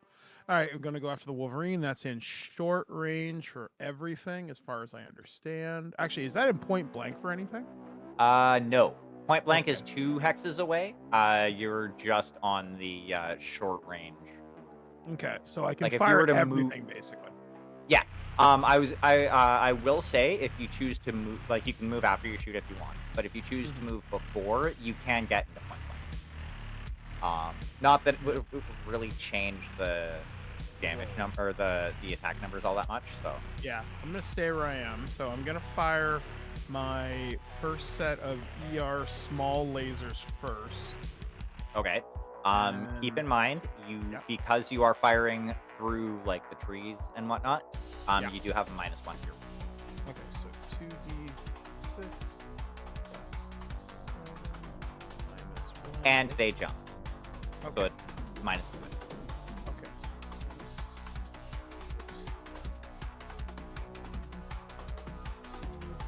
Okie dokie, come on. 10? Guessing not. That does not hit. Okay. So get firing my second round of ER pulse lasers, or my first round of ER pulse lasers. Oh, and there's a +2 on that, so I guess just get rid of the -2. I mean, yeah, that could work out. Okay. They basically would cancel each other out. Okay, rolling 11. That is a miss. Okay, last ones, and then I'm done for my turn. 15.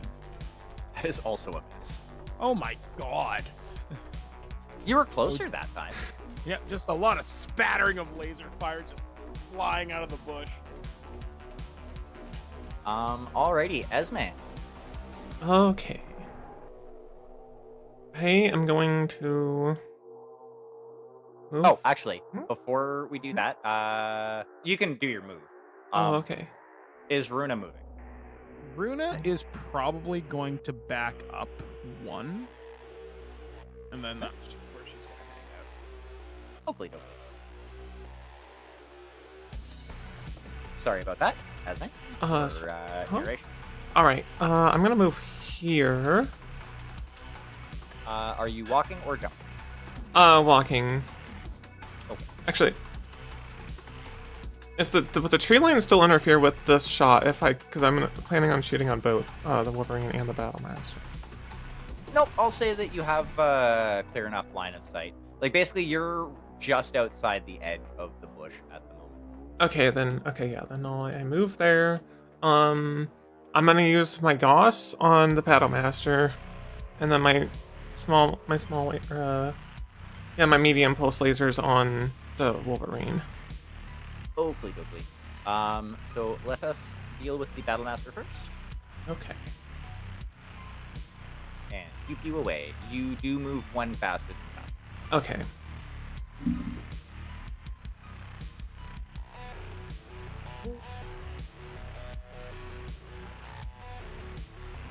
System 17. That is a miss. Oh, that's a miss? That is a miss. Wow.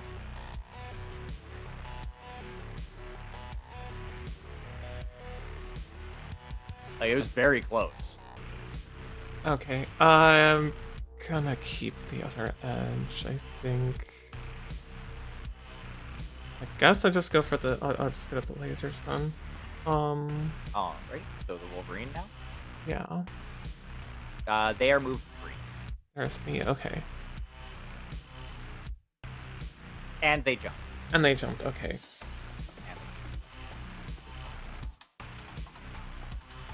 And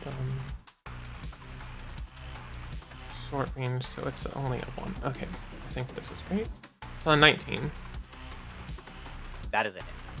Okay. Or did this do this again? No, that's 2d6. An 8. That's 5 That is damage. torso. 5 damage to the torso of the Wolverine. Ooh, roll me 2d6, please. 2d6. 7. No crit, unfortunately. Okay. Bomp, bomp, bomp. Alright, this is the second set of lasers.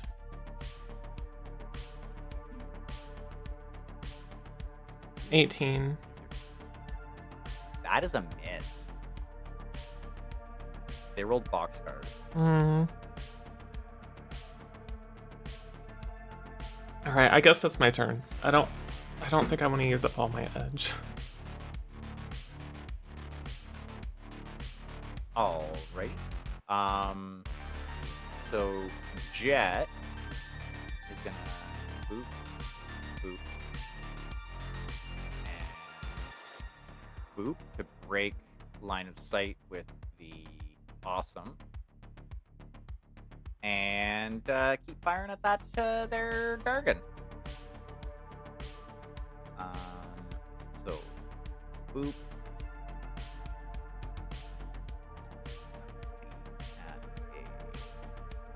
At a 11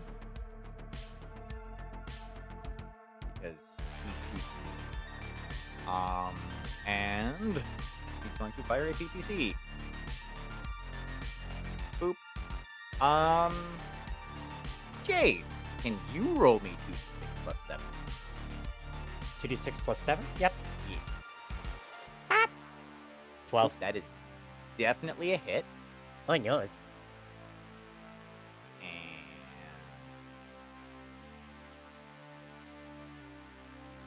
that's a torso hit. Okay, so what everybody sees is Jet kind of moves a little bit off to the side and does a little funky maneuver to attempt to be tactical. And he turns and looks at the dragon and lets loose with a pair of PPCs. And what you see is a bright flash as the balls of plasma just like core out this dragon and destroy the fusion. Hell yeah. Nice little explosion. And that brings us to their turn. The Battle Master is gonna move back a bit. Wolverine is going to jump.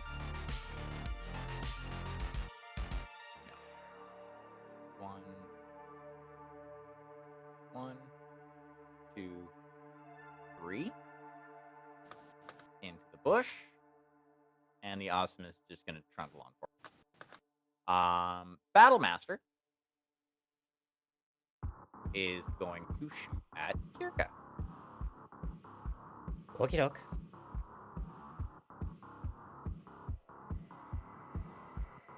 There we go. And is going to start with their PP. Okay. Together -1. Yeah. And bang. Bang. They are going to re-roll that. Yeah, that's fair. They still miss. Okay. They tried. Yep, they tried. Then they are going to fire off their emotional support machine gun. Mm-hmm.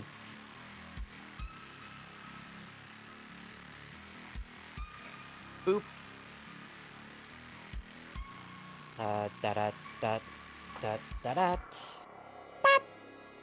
Ha! They hit. Oh no. 2 whole damage. Where? To the 9. Oh, the which left is leg. Left leg. You... Oh no, you scratched the pain on my left leg. I mean, it makes them feel a little bit better about themselves. It's really hard to detail, so it's really annoying. Yeah, exactly. Bruna, Yes.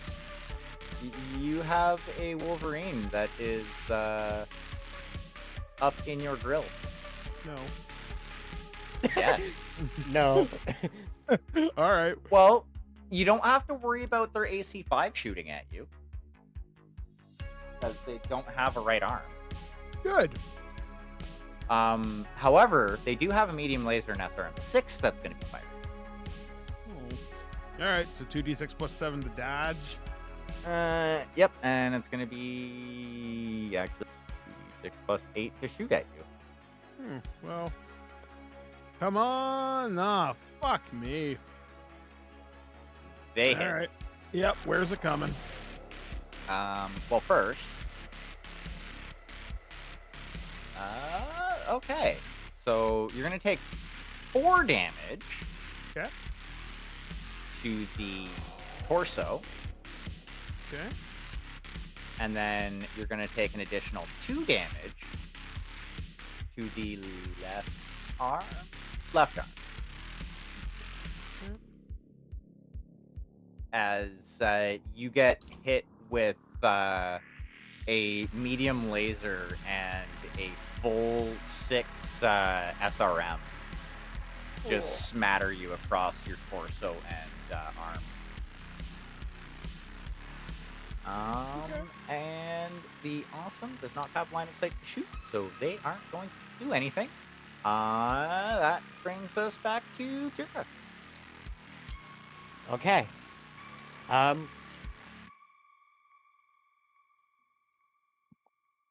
As she circles to go for the kill on this Battle Master, she's going to simply radio.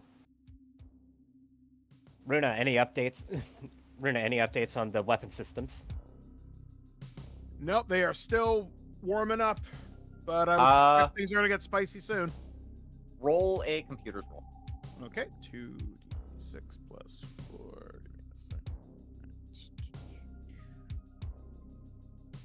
Oops. God damn it. Okay. 9. Your sensors seem to be scrambled. It almost seems like they're trying to engage in a little electronic warfare again. Oh. I'm going to report to Kirka. It seems we've got electronic countermeasures on the field. Sensors are scrambled. Copy.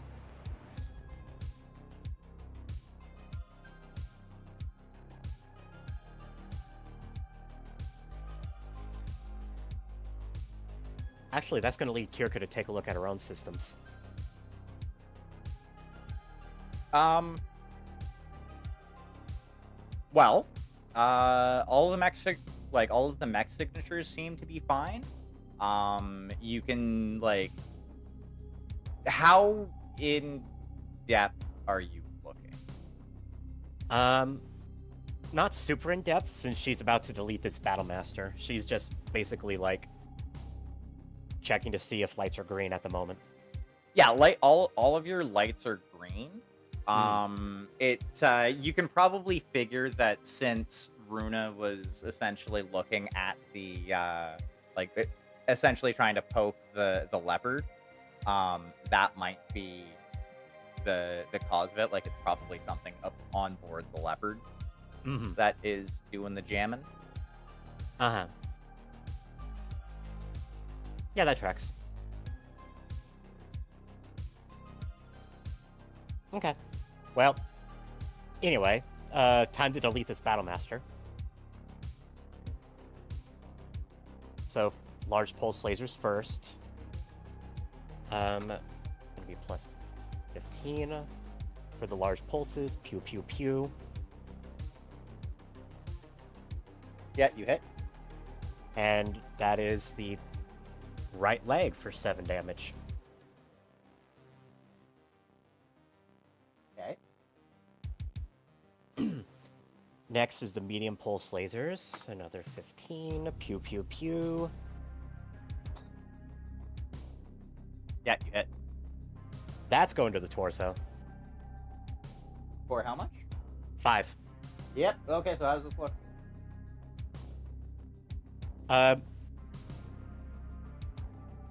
She looks at her readout on her dashboard and heads-up display right before firing off her large pulse lasers.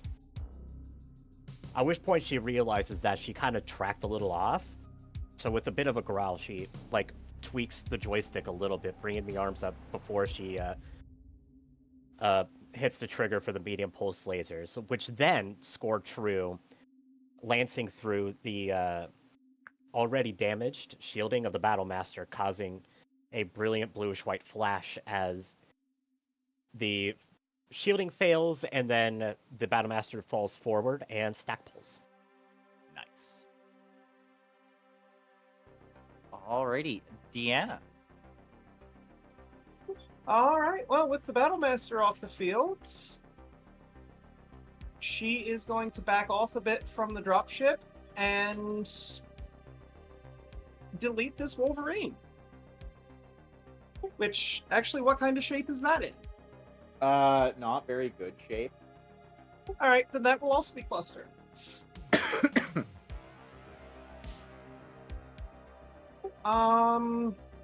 Speed 3, -1 for the woods. And it jumped. And it jumps. It is also speed 3? Yep. Okay, so -1 overall. I can live with that. Alright, PPC's first. Skadoosh. They hit.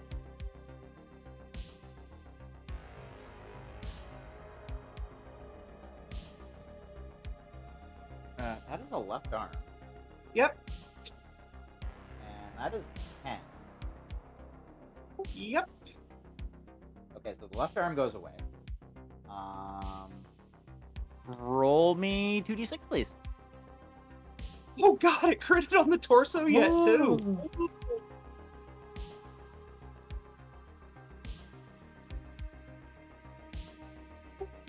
No luck. No joy.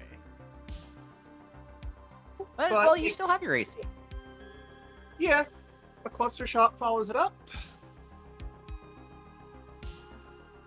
That is a miss.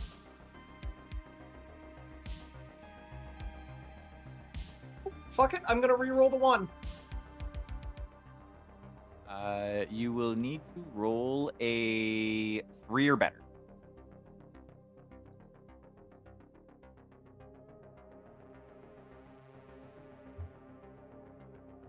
Nope. Yeah, that is not a 3 or better. Alrighty. Esme. Okay. We'll do next.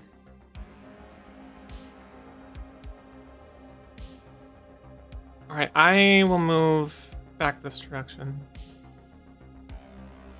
and use my small or my medium lasers on the Wolverine. Alrighty. It jumped. Okay. And there is like basically covered. So Okay. it's gonna be a total of a -2. -2. Okay.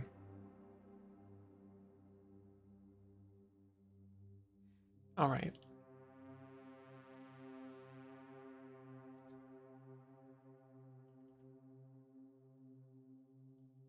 $17. That is a hit.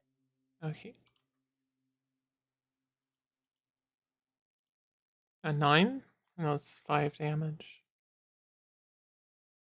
5 damage. That is to the left leg. Roll me 2d6. 8. That is a crit. Okay. It's a leg crit, but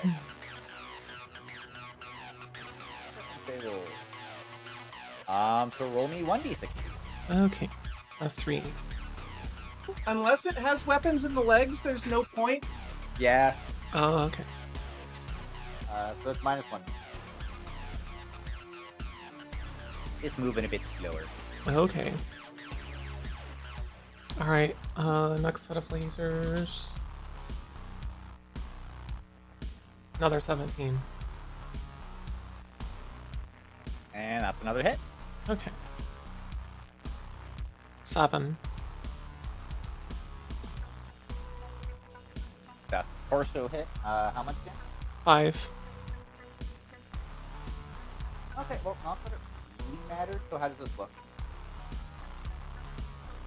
Okay. I guess as the Wolverine's getting kind of picked at and stuff, I sneak up and backstab it with my lasers while they're not paying attention. First with the legs, but then I land the torso and take it out. Nice. Runa. Alright, so that was my target deleted. Okay, what is... I guess there's nothing really in range right now. Mind you, I better start... Actually, can I run a computer check on the leopard? Sure. Alright, I want to see what is going on. Fuck off, 9. Yeah, you're...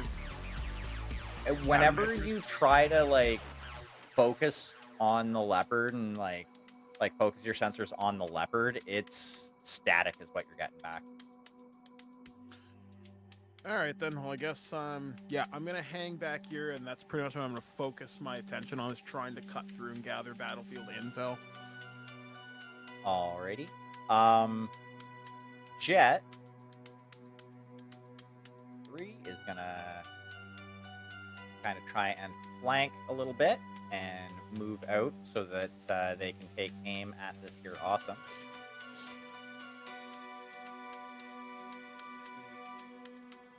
Five, that is medium range.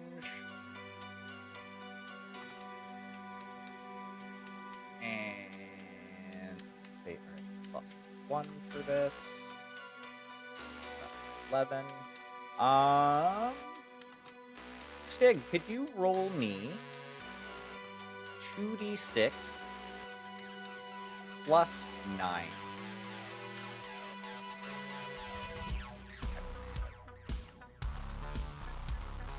That is definitely a hit.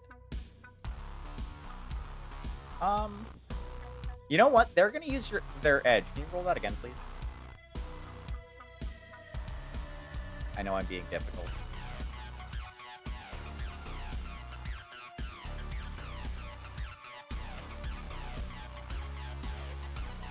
It's even worse than that.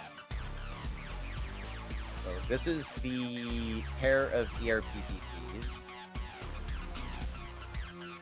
that did not take out the right leg. Very close.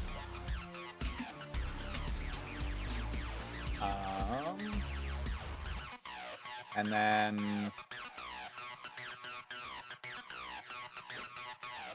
yeah, I think that's going to be it for Jet. The awesome is going to move up 1 and shoot at Jet.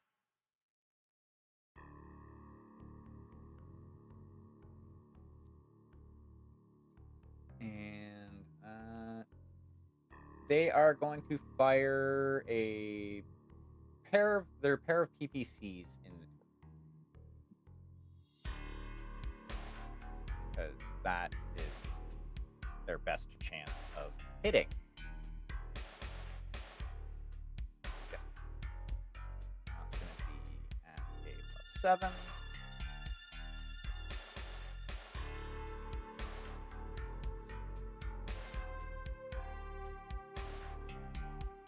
And they are going to miss. And small laser does not have. Alrighty, brings us back up to Kirka. Wonderful. Kirka is going to circle around. And I can see the awesome from here, Clea. Yep, you'll have a -1 because, like, the corner of the leopard is providing them a little bit of cover. La-di-da. I'm in medium range. I didn't say she jumped, so she's not going to at this juncture. I mean, you haven't rolled dice yet, so if you want to have her jump, you know what? Sure, why not? Let's just get even more nasty against this awesome. So yeah, she's gonna kind of jump by the awesome, land, and then she's going to fire off with the large and medium pulse lasers, as she do. So, And Awesome is movement 1. Yup. Yup. Awesome is movement slow. And Kirka is movement fuck you. So let's see. That's gonna be a 14. 15, 16. Oh, I'm sorry.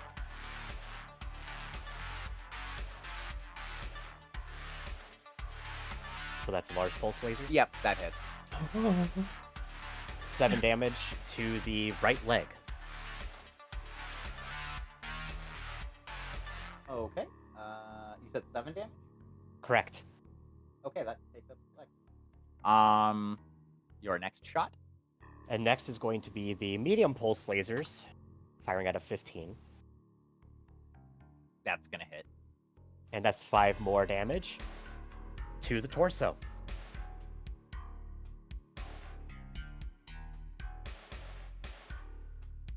And this Awesome no. better be thankful rear facing is not a thing in this system. Yeah. That's 5 more damage. And that will conclude the firing. Yep. Oh, hold on. Yeah. I have that marked down. Alrighty. Deanna.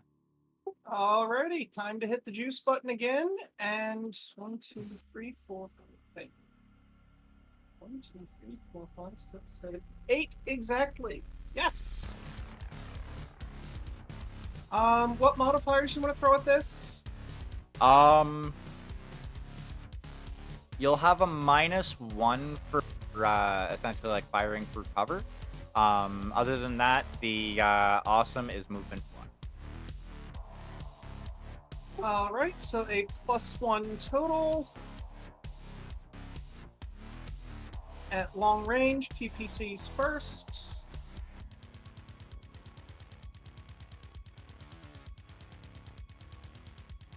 Skadoosh. That's a hit.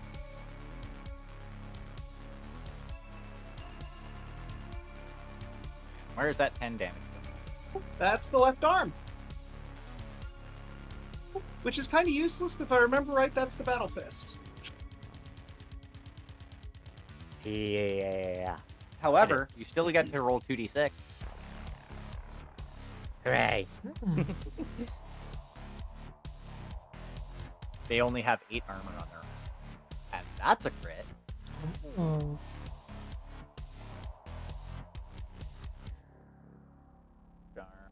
Which... Actually, they have machine guns on their left.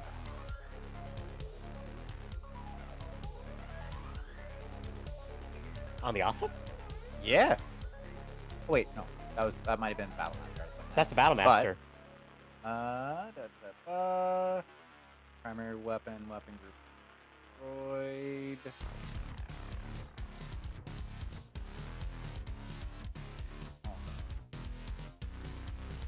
Yeah, roll that again, please.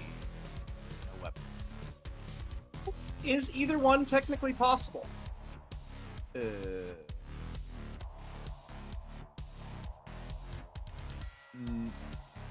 No. So I would actually... I'll say the arm is blown off. Okay. Just to make it easier. Yeah, you pop its arm off at the joint.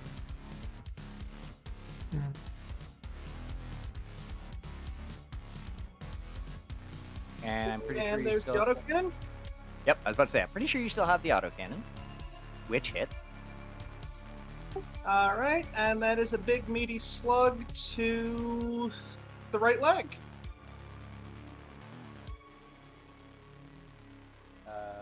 Which means that's a big meaty slug to the torso.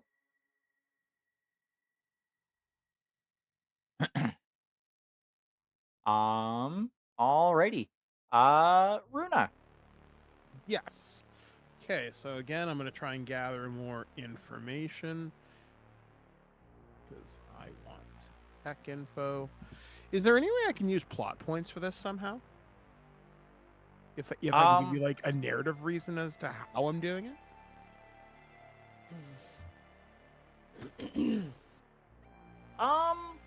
Well, let's hear your reason, Okay, and yeah, we'll go from there. Okay, so I would figure I would have communications with the rest of our ship and like whatever satellite imagery we had. I'm hoping to tap into their more advanced sensors because they would be out of range of the leopard's jamming. So I'm hoping they can give me like sort of like a line of sight at the site right now to give me at least a clearer image from what they see, and then maybe I can interpret that data from there. Okay.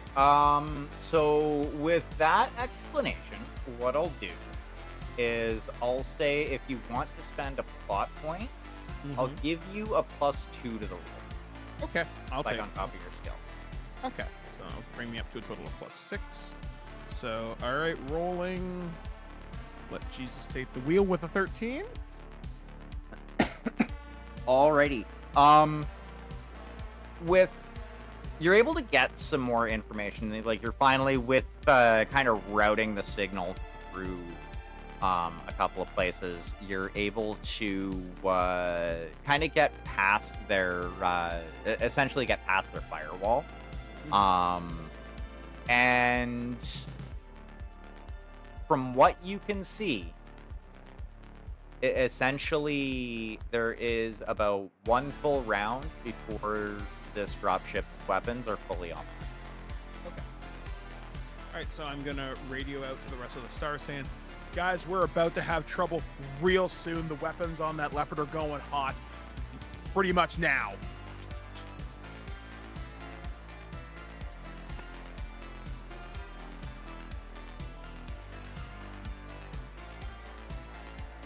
Alright, and is that all you are doing this narration?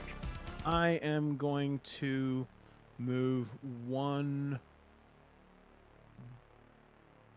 back here, and yeah, I'm good. Alrighty, Esme. Okay.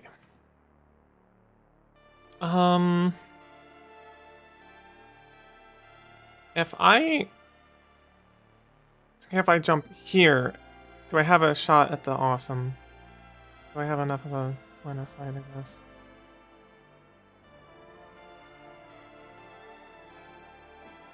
Well, okay, so I'm gonna say, if you're jumping, you can take the shot. Okay. Because the way I picture it is when you're jumping and firing, that's happening kind of simultaneously. Okay, okay. Alright, I will do that then. See, I'm at... I think that's... long? Wait, is that long? Hold on. Yeah, you're in long range. Okay. And they are movement 1. Okay.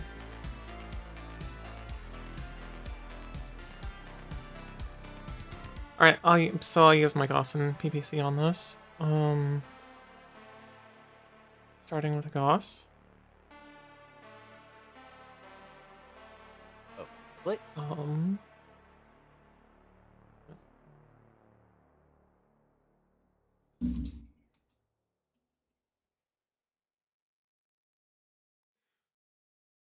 Do I get a negative for the cover then, or is it not there because I'm shooting air? Yes, you will get a negative for the Okay. because you are kind of shooting past the leopard. Okay. Okay. Negative for that, and put them.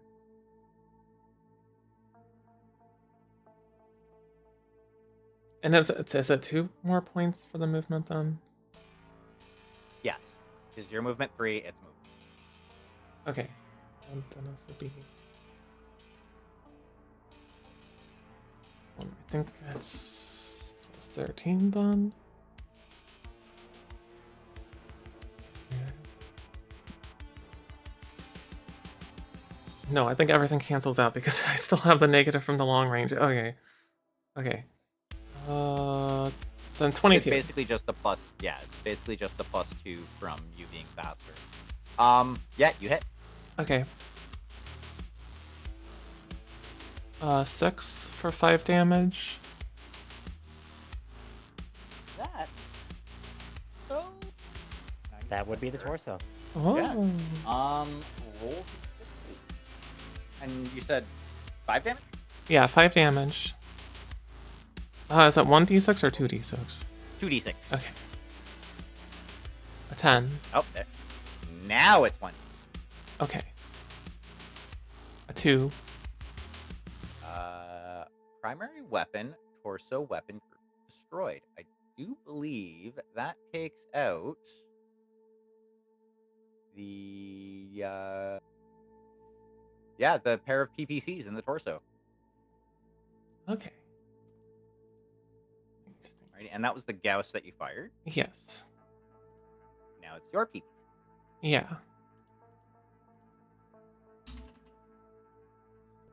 That one, a 19. That is a hit. 7. Also 5 damage. That is a torso. And how does this look? Alright, so May notices that everyone's starting to pick on the awesome, and sees an opportunity and just leaps up above the trees, launching the Gauss and PPC almost simultaneously, tearing through the torso and just annihilating it. Alrighty. So, as the final mech, or final adversary mech has been taken out, Kirka, you get a communication from the other 2 mechs that they were successful in taking out 3 out of the 4 tanks. Apparently, one of the condors got away.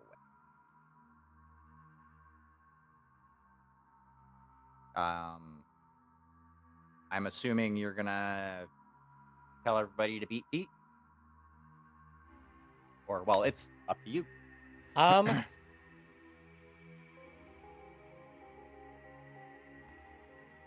Could you force Yeah. push them that quick? Like, half my shit crashed. Yep. Oh. Yeah. View has been updated. Yeah, we're gonna beat feet. Runa.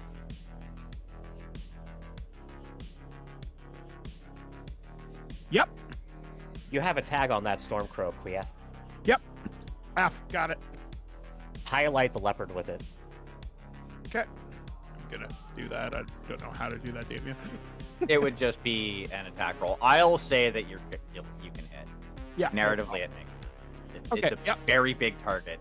Yeah. And I've got light, and I have a tag on my thing too, so I can paint this thing as well. That's exactly the idea. Yeah. All right. Tagging it. I'm gonna communicate out and have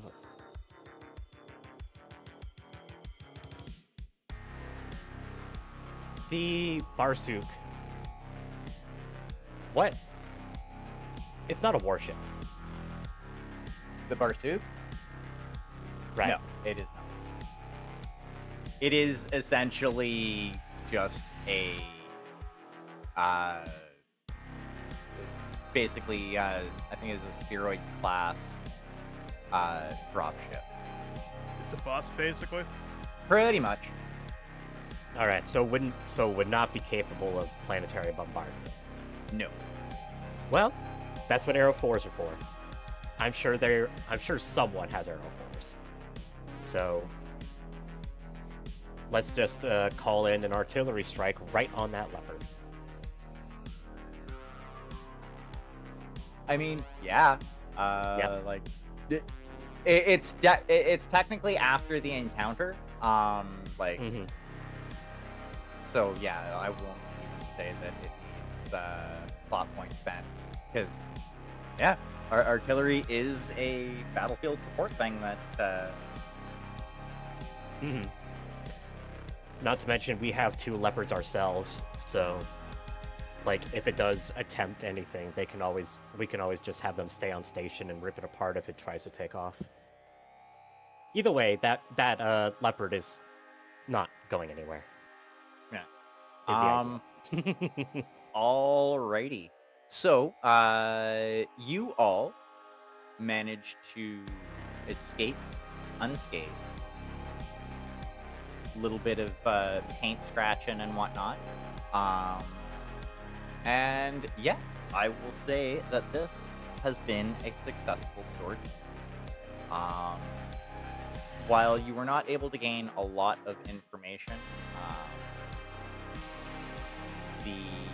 the current threat is,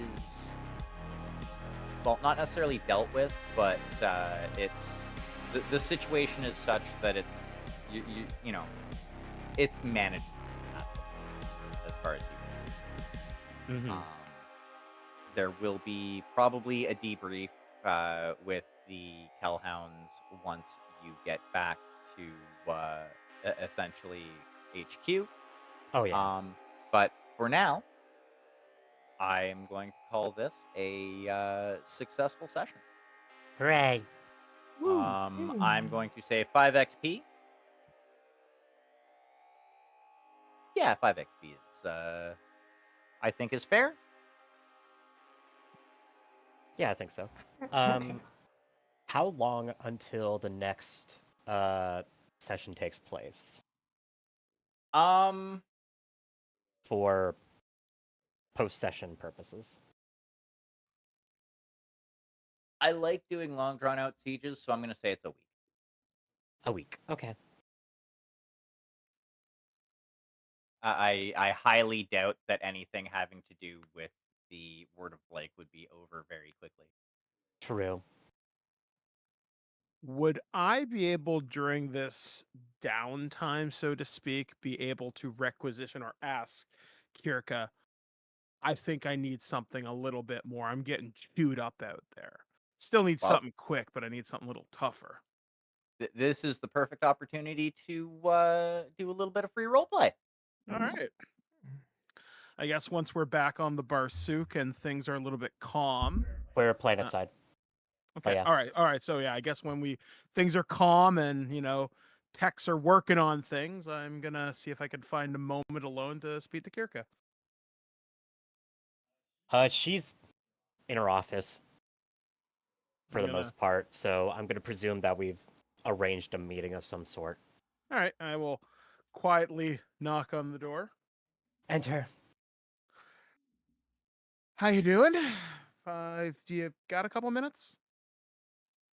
Yes, we plotted out this time for us to speak. What is it? What was it on your mind? Well, I don't like to admit that I'm having trouble out there. Not any deficiency in my skill, but I would like to ask if I could potentially get something a little bit different than what I'm currently piloting. My Stormcrow, wonderful piece of machinery, served me well, but I'm getting chewed up out there. But I still want to serve my purpose with the Command Star and be able to be your electronic eyes and ears out there. But I need something a little bit heavier, but still quick on its feet.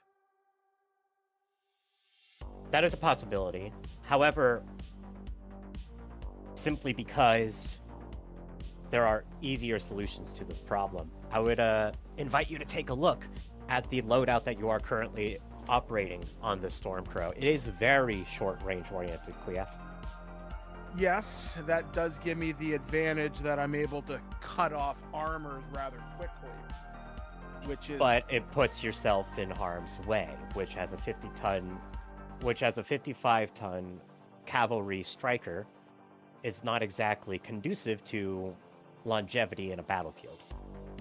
True, but it also means I don't get hit with ammo explosions, which is primarily why I chose this to be sort of get in, get out as a skirmisher. Is sort of the idea that I went in with, but considering we're going up against worthy opponents, I find myself maybe it is time to change what I'm operating with.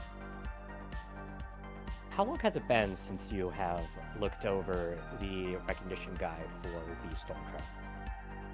Well, I'd be quite honest, it has been a little while. I would recommend taking another look at that and looking at, in particular, at the various omnipod configurations that are present aboard the chassis. The Prime, in particular, has a lot of the same benefits as the loadout that you currently have. Is an all-energy loadout. It does not overheat, even when taxing the energy weapons to their full extent. But rather than being a collection of medium pulse lasers, it is 2 ER larges and 3 ER medium lasers. This gives you a little bit more range and flexibility to work with. If that is insufficient for your needs, there are other variants that are more energy weapon dependent, or we can adjust that as you see fit in order to increase your range. One of the things that you need to bear in mind, however, is if you wish to take on a battlefield electronic warfare role, you will need to make sure you have on the pod space for electronic warfare equipment. Absolutely, that's something. Which means you will need a minimum of 3 spare tons, maybe 2.5 if we are able to source a light active probe. Yeah, I can see what we can do, but Okay. ECM suites are 1 ton, and ECM suites are 1 ton. Communications suites, especially one as robust as you're requiring, also weigh 1 ton and are a separate add-on from the traditional communications suite aboard your standard battle mech, as I am sure you are well aware. So what I can do is I can propose some slightly different variations on your loadout in order to give you more breathing room so that you are still able to contribute to the fight in an efficient and reliable manner without compromising on A, your battlefield longevity, and B, your primary duty, which, as a gentle reminder, is electronic warfare and signals intelligence in general. out of character question, what is the average tonnage of everybody else in the lands? Am I the lightest? You are the lightest, but not by all that much. Everyone else is in a 75 tonner. Jet's in an 80 tonner. I don't think it's unreasonable to move me up a little bit. Mostly because I need armor. Because that's where I'm getting cooked. Range is, obviously range is an issue. I'm going to say to Kirika, like, I am the lightest of the lands, which does give me some advantages. Survivability, absolutely. You make a lot of very valid points. But I'm getting chewed up out there. And eventually my luck's going to run out. I'm the lightest here. I'm proposing a modest boost. Not as large as the rest of you, but whatever is available. Again, if you think this is the best value for the Lance, then I will stay where I am. Out of character, if you're going to take a 55-ton mech and put it into knife fight range with assaults, yes, you're going to get chewed up. What I'm proposing is you have a longer range thing so that you can still contribute to the fight without having to worry about that. But if I still get hit with an AC-20, I'm still fucking dead. So I'm basing this a lot on how I would play Mechwarrior 5 clans and judging those ranges, because this mech, I can tear apart assault ranges. In knife fight range, you're cooked. But I'm looking, if you guys are 75 and 80, I don't think bringing me up to 65 is that big a deal.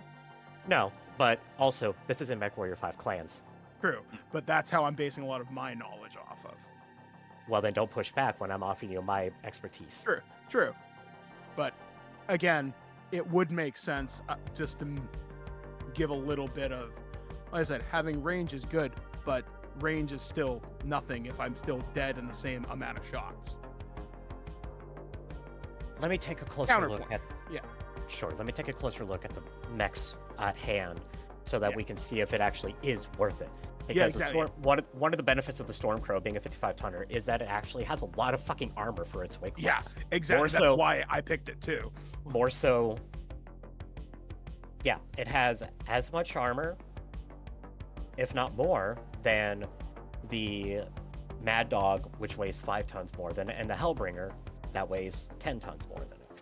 The next stage up would in fact be the Summoner, but even then, it's still similar in most Okay. respects. It only has 1 pip more.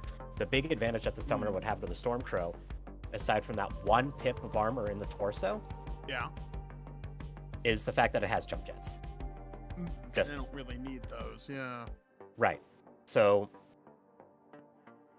I guess you're right. Yeah. yeah, so statistically, yeah, sure. Configuration basically is what I got to work on. Exactly. That's the beauty of Omnimex. They are very, very configurable. Right? Like that's the whole shtick of it. And the Stormcrow itself, arguably, point for point, is the most efficient Omnimech to come out of the clan invasion era. There's a reason. There's a reason it's so popular. It's because it's very incredibly well balanced. Okay. Like Yeah. it's better than the Timberwolf, to be entirely honest. Yeah, I mean, again, I played with my Murder Crow a good chunk of the way through the game, so yeah. That works. Yeah. So, and honestly, you're getting the exact same movement. You have the same movement, virtually the same armor, similar pod space for weapons. Like, for all intents and purposes, it's a trade up in name only, really. Yeah. So, the proposal here in character would be, stick with the mech you know, stick with what you're comfortable with.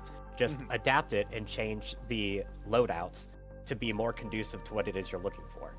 Like, I will say, I went through a good half dozen different loadouts on the Timberwolf before I settled into this one, and even then, I'm looking at it and I want to change it. Because, yeah, honestly, I think it's too easy. So I want to up the damage output at the cost of accuracy. Because at this point, it's boring to just be able to insta-hit everything. Yeah, So- for me, if I had to choose a configuration, having the ER smalls is nice, but again, you're right. If I'm thinking Mechwarrior 5 clans, the mechanics are different. Whereas pulse lasers, I really like and have always loved those. So Oh yeah, maybe no, if I pulse lasers stuck- are fun. Yeah, maybe I'll and- stick to something with that. Good plan. And I would say a good resource, just in general, to look at these sorts of things is Sarna. So let me just look up the Stormcrow right now, because I know one of the variants that exists using this realm of technology. Yeah, so the alternate configuration Tango. It's an Ill Clan era remix of the Prime, but we can easily remake it using Clan Invasion era technology. So it has 2 large pulse lasers, and it says ER small pulse laser in each arm. We can just say small pulse laser, or even ER small laser. A head-mounted medium pulse laser, and then it has a light active probe and a supercharger, which instead of a supercharger, that would be your electronic warfare suite. So that way you get large pulse lasers and medium pulse laser, room for electronic suites, and it's still really well balanced when it comes to your overall firepower per heat ratio. Like, you would essentially be taking on a similar role to what my Timberwolf does at this time. Okay. Which loadout are you talking? The Tango. There is also the Papa, which has medium pulse lasers, 3 medium pulse lasers, 2 ER large lasers, and then it has a Streak SRM-6 in each side torso, but instead of those, you could just have the communication suite or whatever. And that I would like the sound of that. And yeah, that way you have good poking range with the ER larges. Medium pulse lasers come into play at medium range. They get a +2 at short range, and you're dealing good, consistent damage pretty much from the get-go. How cold do I run? Frontage? Very. ER larges and medium pulse lasers, it's going to be about the same heat as the Prime, and the Prime you cannot overheat. That Well, is the Damien, biggest advantage of it. if you would let me, I guess I'd like to swap out to that one. Just replace those streaks with my communications and tag gear and anything else you can cram in there, and I'm fine with that. Tonnage, because it's tons. You could downgrade the streaks to standards and get your 3 tons that way? There we go. I like that too. Yeah. I was about to say, it like, I am okay with that, especially because it is an Omni-Mech. Swapping that stuff out wouldn't take very long at all. Like, however, I will say, and it's the same thing I've told everybody else, if you would like to make changes to your mech, you will need to do at least a little bit of the footwork for that. And otherwise, I have no issue. I can if you want me to, I can easily bust that out. It'll take me like 10 minutes. Yeah. It's just the only reason I say that is because I like for stuff like that, it's better to offload that sort of thing because it is your mech. Yeah, absolutely. I prefer offloading that to you all. Yeah, absolutely. And then, Yeah, or alternately, Mike, if you want, I can walk you through how to build some of this stuff and get you a link to the program that I use to build this stuff for tabletop and then convert it, which is Solaris Skunkworks. Okay, so then you can, because every mech variant that I've built, I have an actual like tabletop BattleTech record sheet for. So they're they're tabletop legal. I can take any of these and just basically slap them right onto a table and call it good. Okay. Yeah, all right. That'd be cool. All right. I'm in. Yeah. There's only one problem with this, Jade. You're too fucking slow. Oh, you already did it? Well, I was talking. You got the opportunity to do it. I was talking. It's such a quick. I already had it open, so it was such a quick twist. It was less than a minute. Well, there you go. Yeah. And because it's an Omni, there it is. It doesn't change.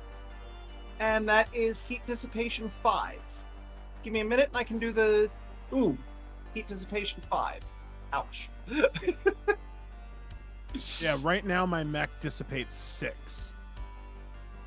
Yeah, which it's not the end of the world. I'll do the conversions on the weapons quick. But this is not going to be one where you can alpha with impunity. Could we maybe strip out the streaks and put in maybe more cooling? Because I don't want an ammo explosion. That's mostly what I'm terrified of. You have case. Yeah, that's the other thing. With in Destiny, you've got a problem that's bigger than ammo explosions. True. That is fair. But yeah, you also have case, which means like if you do get an ammo explosion, it's nowhere near as bad. Yeah. That's the beauty of having a clan mech versus an inner sphere mech. One of the big tech advantages is everything has case by default. So you don't need to worry about ammo explosions. They basically, all of the damage is essentially directed out. So rather than blowing up the entire mech, it just ruins that component. So, and even then in Destiny, that's not a rule either. So all it is just, if I remember right, 1 engine hit, which you need 2 in this system. So that's still, it's still manageable. So it's, trust me, it's not the end of the world. Cool. All right, yeah. I trust y'all. Yeah, no, don't worry. We're not going to lead you astray. Alternately, we could also downgrade the SRM-6s to SRM-4s in order to make a little bit more room for some more heat sinks. I'd be okay with that. So actually, it's kind of worse than an engine critical because the engine critical is to get any more. Like, to get another point of heat dissipation, you'd have to drop the missiles entirely. But looking at this, it's very clearly a 2-bank design. You use the large lasers until you're up close, and then you switch to the rest. Yeah. Yeah.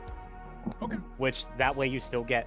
Which, that works too. That way, when things are starting to get a little weak, or if you have a smaller mech starting to come up on you, you can switch away from the ER larges, attack them with the much more accurate medium pulses, sandblast them with SRMs, and that should take care of anything your size or smaller coming your way. All right, cool. Mm-hmm. I'm your rat catcher. I'm fine with that. Yeah. So. Yeah. That's probably ruined his nickname at this point, the Rat Catcher, because that's all I do is take on smaller mechs. Actually, I think I've taken on like a 70-ton, and I think I killed 1 or 2 summoners, but I'm not sure. Something to that effect. Yeah, something like that. I've gotten But, lucky yeah. a few times. Yeah. Yeah, all right. I'm game for that. Sounds cool. Yeah, yeah. But yeah. And as an aside, since you've mentioned you want to dive deeper into a lot of the lore and the mechanics and things like that of BattleTech as a whole, this is the entry point to do that, really, is starting to mess with this stuff and be like, okay, what's the trade-off for these? What's the history of these different chassis? All that good stuff. All right, Anyway. yeah, cool. Yeah, because like most of my experience comes from the video games. I mean, Right. I used to use Mechwarrior 3 when I was a kid to make Mhm. mechs that were tabletop, and I would melt people with like medium pulse lasers because I would just strip off legs. But that's not fun, so... Right, yeah, no. And luckily, the program I just dropped into the chat, that's the one that I use. It's free. It has pretty much all of the mechs, almost all of the mechs. I don't think it quite has all of the Ill Clan era mechs yet, but it's got everything through the Dark Ages. But even with that, you can just make the Ill Clan era mechs because you don't necessarily have to start with a chassis. It's true. You can just make it. And I've actually made a couple of designs for friends. A friend of mine actually wanted a Garrison mech, just as a funny little aside. A 20-ton Garrison mech that he envisioned would be sold as a complement to the Locust. So he wanted it cheap, mobile, and to have one energy weapon to prevent and it's to keep costs low. So we created the Witch. Which is, let me guess, it's a Savannah Master with legs? No. Let me see if I can find the record sheet for it. I'm actually really happy with it. There it is, the Witch WTH 1A. I'll drop the PDF in here for it. It is a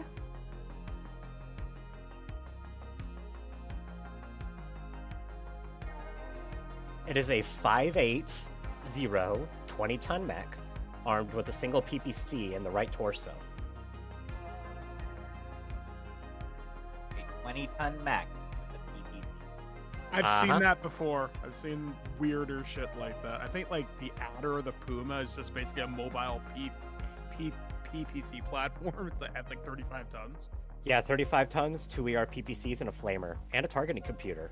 Yeah, the Adder is nothing to fuck with, but it was also designed specifically to hunt medium mechs. I mean, the urban mech is an AC-20 with legs. True. Garbage can that kills you. It's like And its movement profile is abysmal. 2-3. Hey, it is the garbage can. It is not the garbage cannot. It might be the garbage can, but it is a garbage should. No.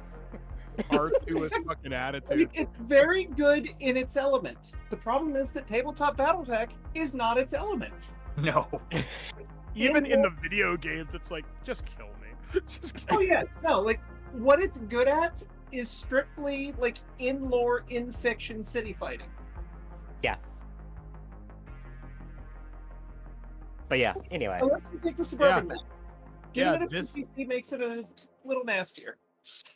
Yeah, this sounds good. So yeah, I'm gonna take Kirka's advice and work on my Stormcrow during the week and work with the technicians and try and get this thing up to snuff. And I'll probably spend some of my XP to get my computer skills up. So Yeah, and that would be totally fine. Yeah. So, excellent. but yeah, so Thank you for your help. Yeah. Like, one of the things with BattleTech that I think is important to bear in mind, bigger is not always better. Mm-hmm. And that's something even in Destiny that I also know, because there was a bit where I was like, maybe we should upgrade to an assault mech. I feel like because I was in a similar position. I thought we were starting to get a little outclassed, a little outgunned, and we were kind of taking a shellacking.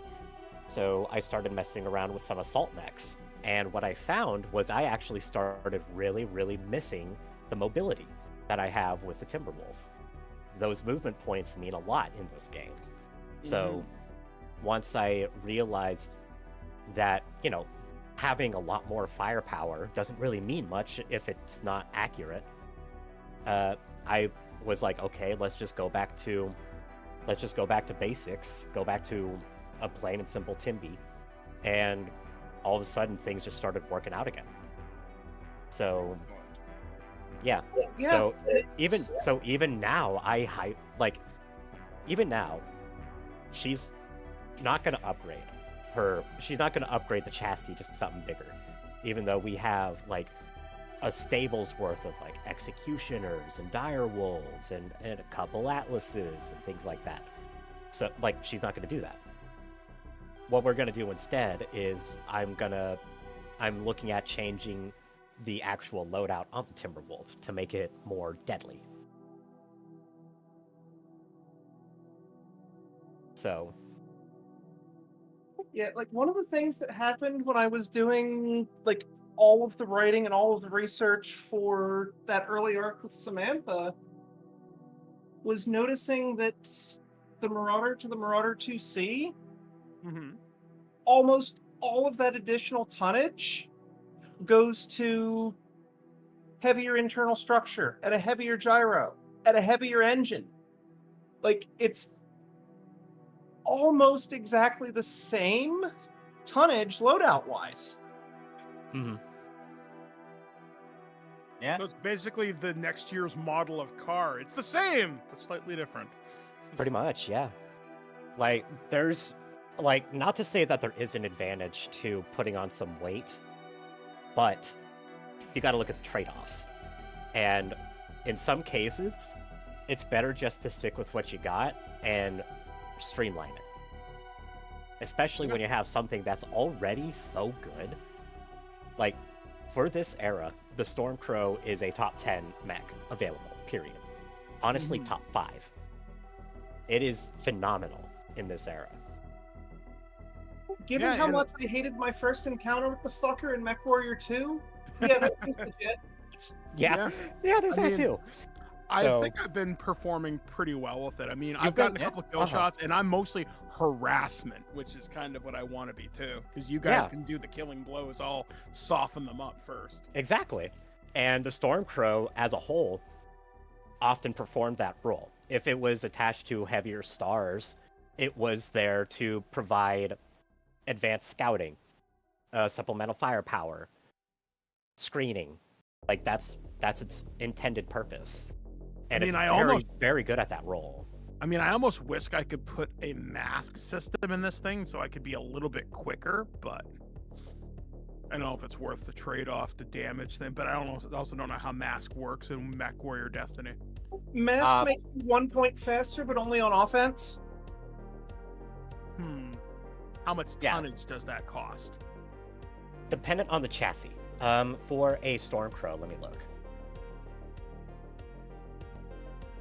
Actually, let me just... I think it's standardized in Destiny, though. Is it? Because, let's see. We're not boring people with our mech talk, are we? I would certainly hope not. A lot of, like, I've been told several times over that at least Sorceress Enna's audience loves it when I start info dumping about BattleTech and mechs and the nitty-gritty of these things. Yeah, So, you're talking to a bunch of mech nerds. yeah. Exactly. Yeah, it's fine. It's an Omni. You can't add mask to it. Shit. It has to be hardwired. Oh yeah, that's right, because it's the Myomer. Right. That's why they use superchargers, which don't exist yet, unfortunately. I was about to say, I got a feeling we're probably too early for that, aren't we? We're a little early Yeah, for superchargers. Let me double check though.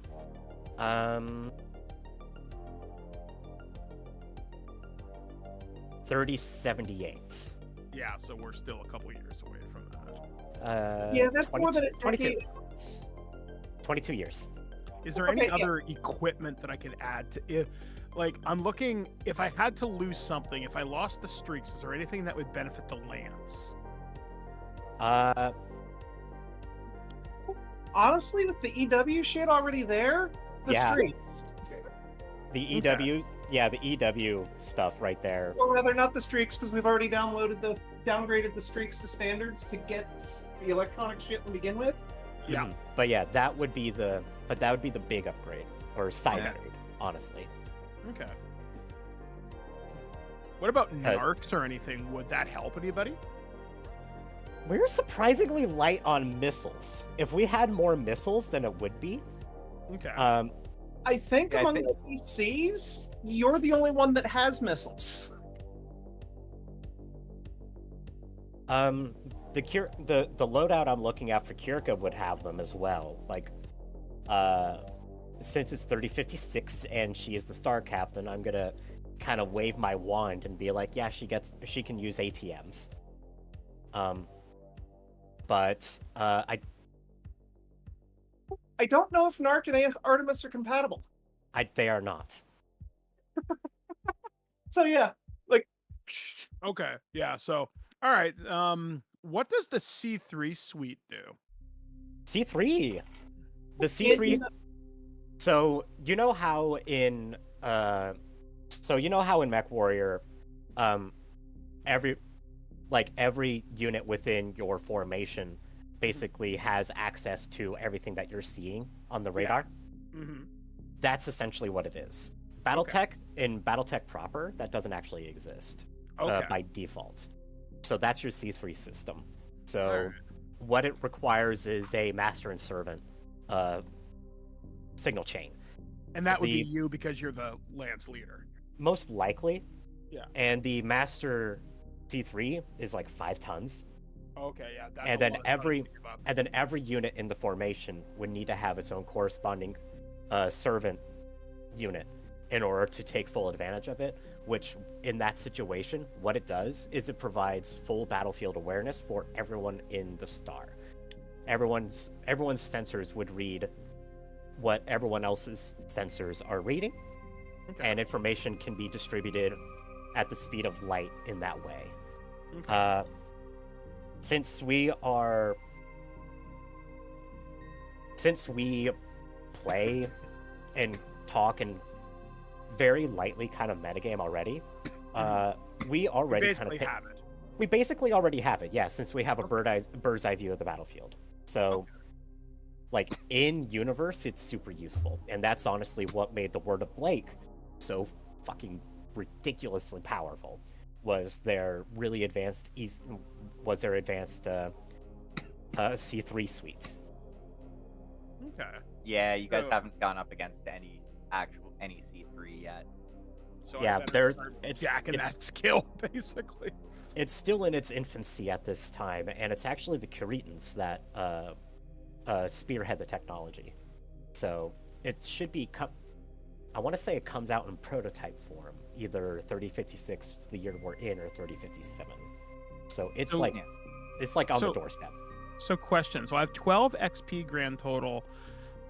My computer hacking skill is 2. What could I get that up to if I just blew my wad at it? You have 12. You said.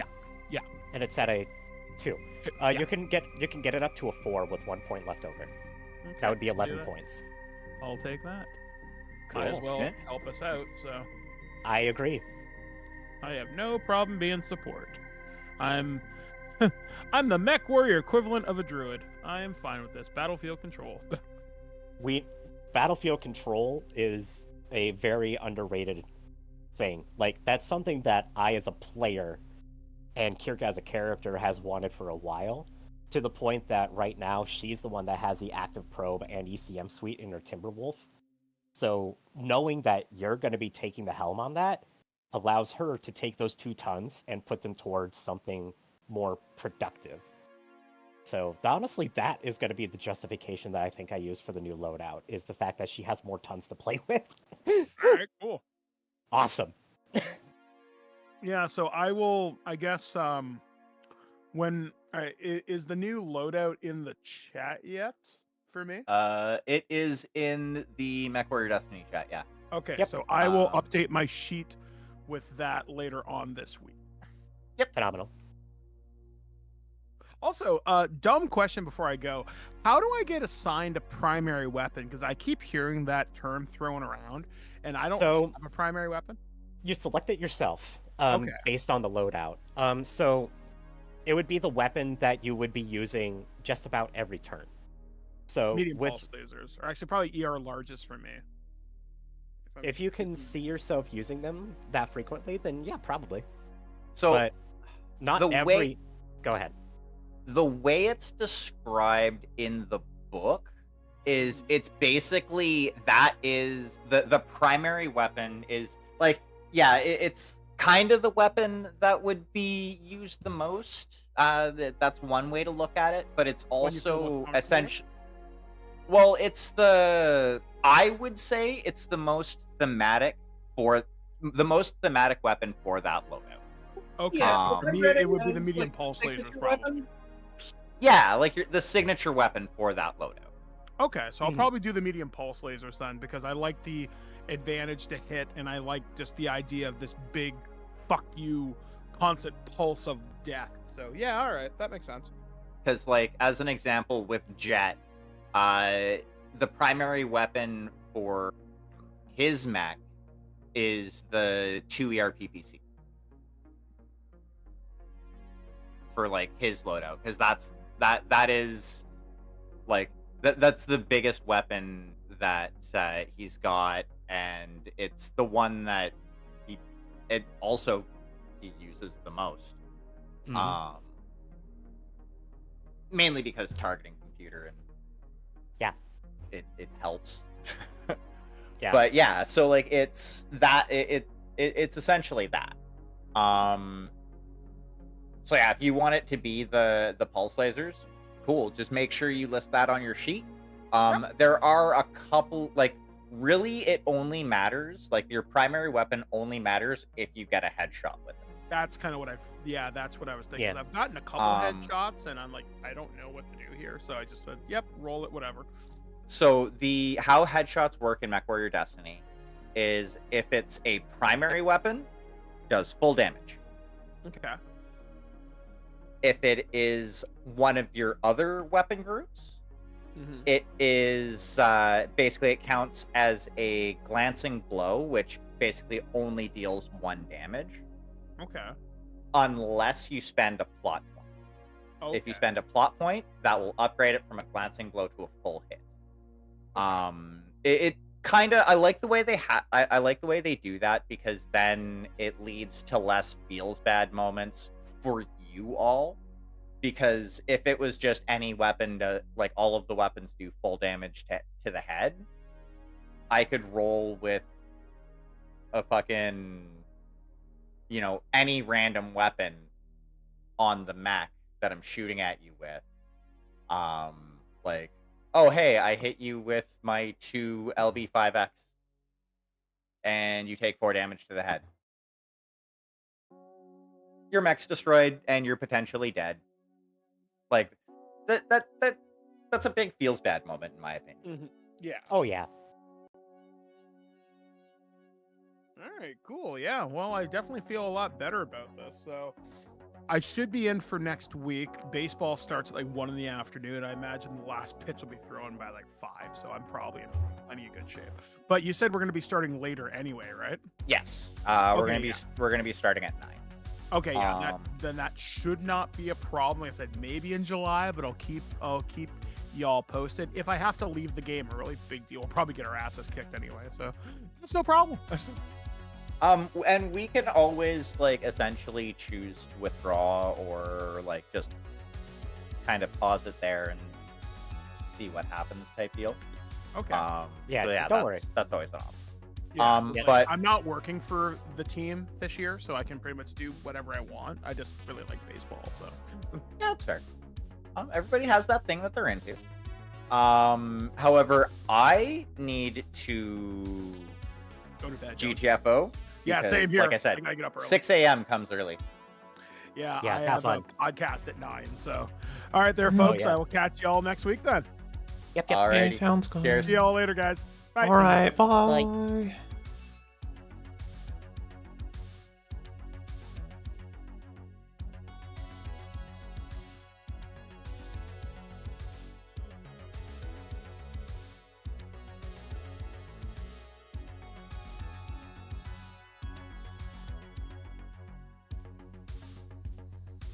Okay, there, I disappeared for a second. I disappeared for a second. Oh, I guess I should have stayed in the DC. Okay. What's next? We can probably do clans. We could probably do some more clans. That's what I was thinking. Oops, wait a second. Oh, here.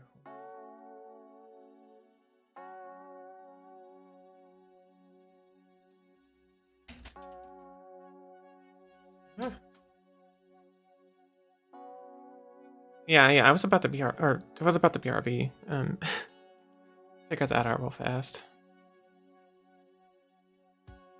I'm also gonna, okay, I gotta quit out of this really quickly too. I can, there we go. Okay. But no, I am down to do some clans. I'm excited. I want to see more stuff. What we got going on. Quit out of that.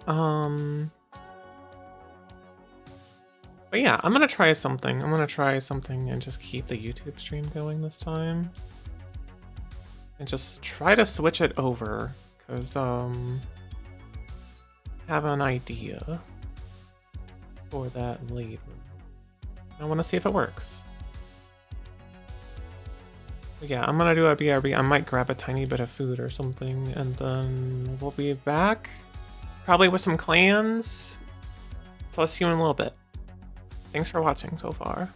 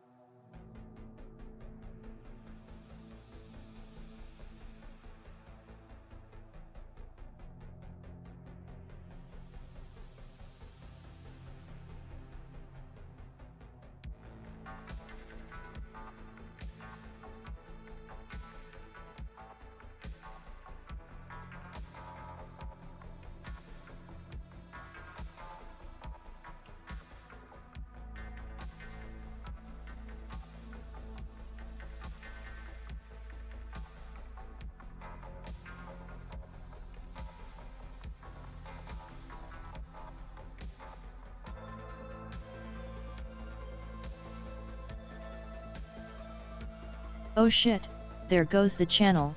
Alien Invader just raided with 7 odd ones.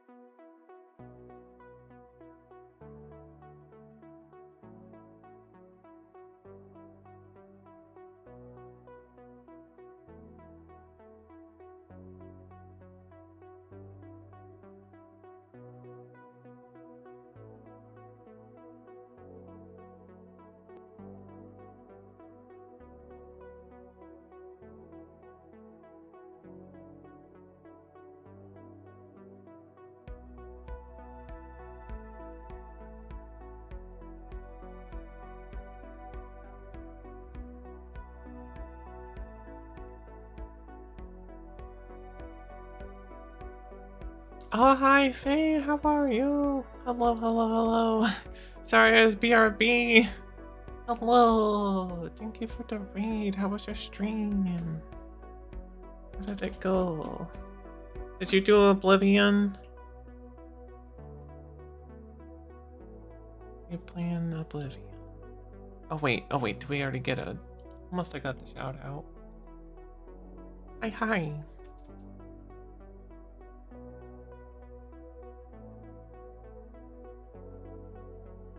It's good to end it early to get... Oh, okay, yeah.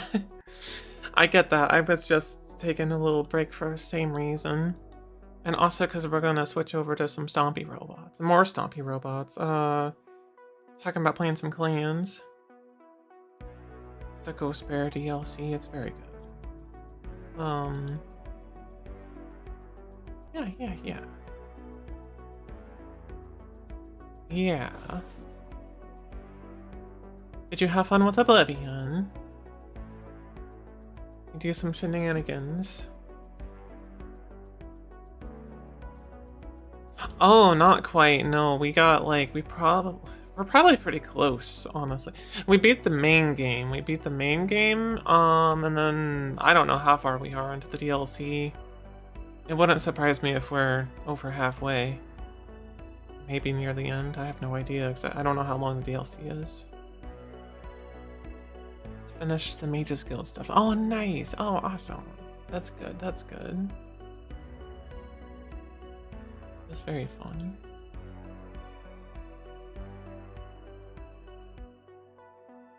But yeah, I was working on switching some stuff over to... I guess I'll go to this. Scary backgrounds.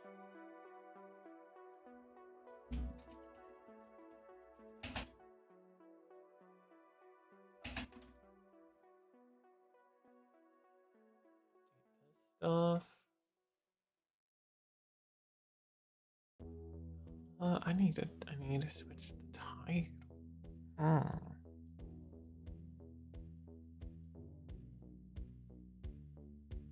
What was the last one?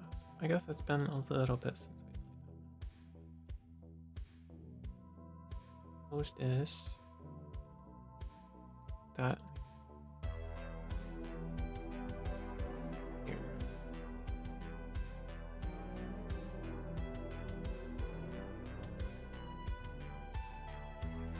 Oh, okay, yeah, this one. Okay, I see. Take this title.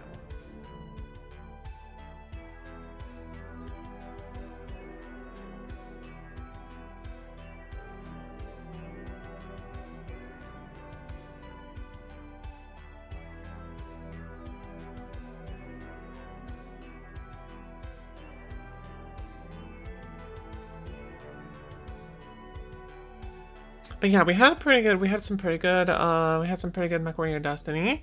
We did we had a nice Stompy robot battle. That was pretty fun.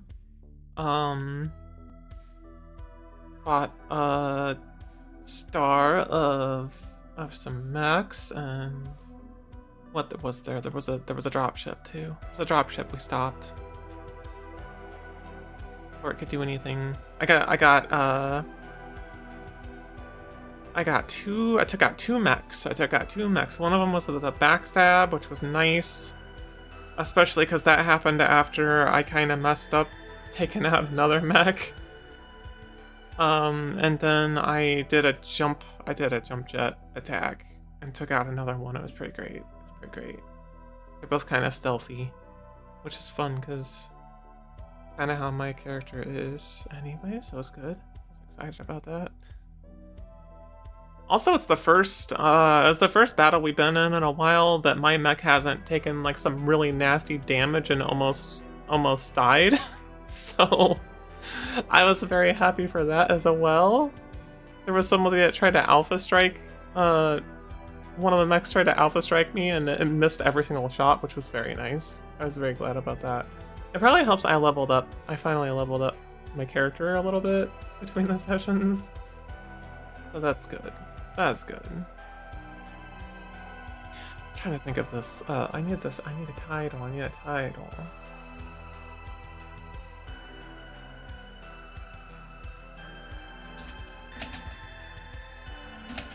Ghost Bear. Can't Stompy Ghost Bear.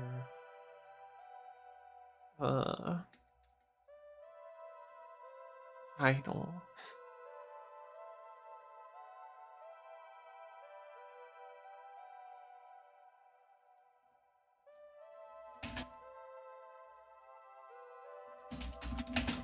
There we go.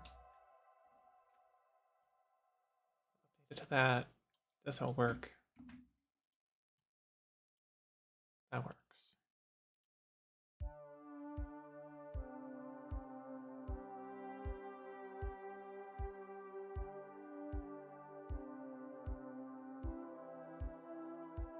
Yeah, this will be where it's interesting. I like this. I'm trying a new thing with the YouTube stream over here as well. Because up to now I have restarted the streams when I've switched games or whatever I'm doing. I'm gonna try to not do that this time. See if I can do a different thing after the stream. See if I can actually edit the VOD. That's basically what I'm doing. Because YouTube has the ability to do that, but I haven't tried to do it in a long time. I don't know. It might actually work properly now. I'm just updating some things.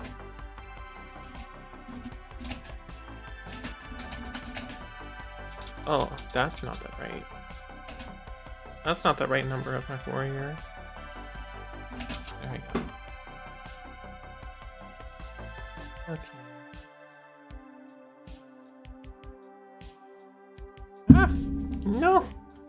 Trying to copy paste and everything's getting messed up. I got two things to update and then it'll be like ready. Good.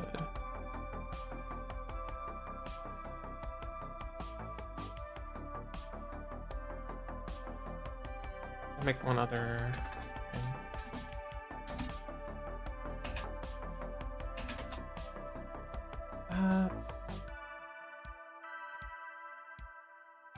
A thumbnail. And it should be there.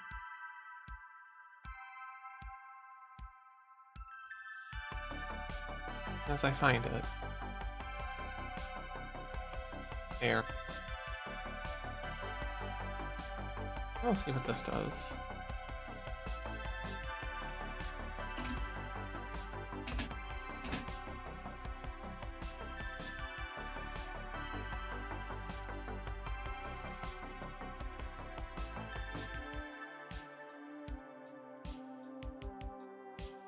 Okay, that is all updated.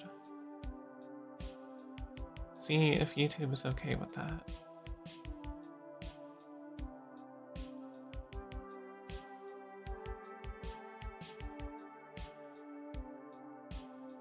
Is it gonna update? Is it gonna update over there? Does it save? It looks like it. Okay, good. Good. There we go. Alright. That's good. That's a good. There was like another little patch, I think, with it. I'm probably gonna be forced to be a PNG. So I'm gonna change this over too.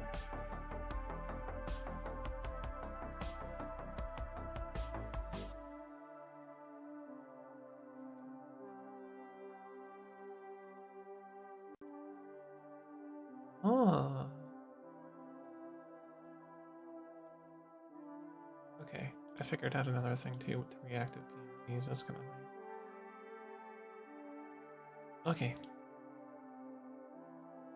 Well, that should be everything.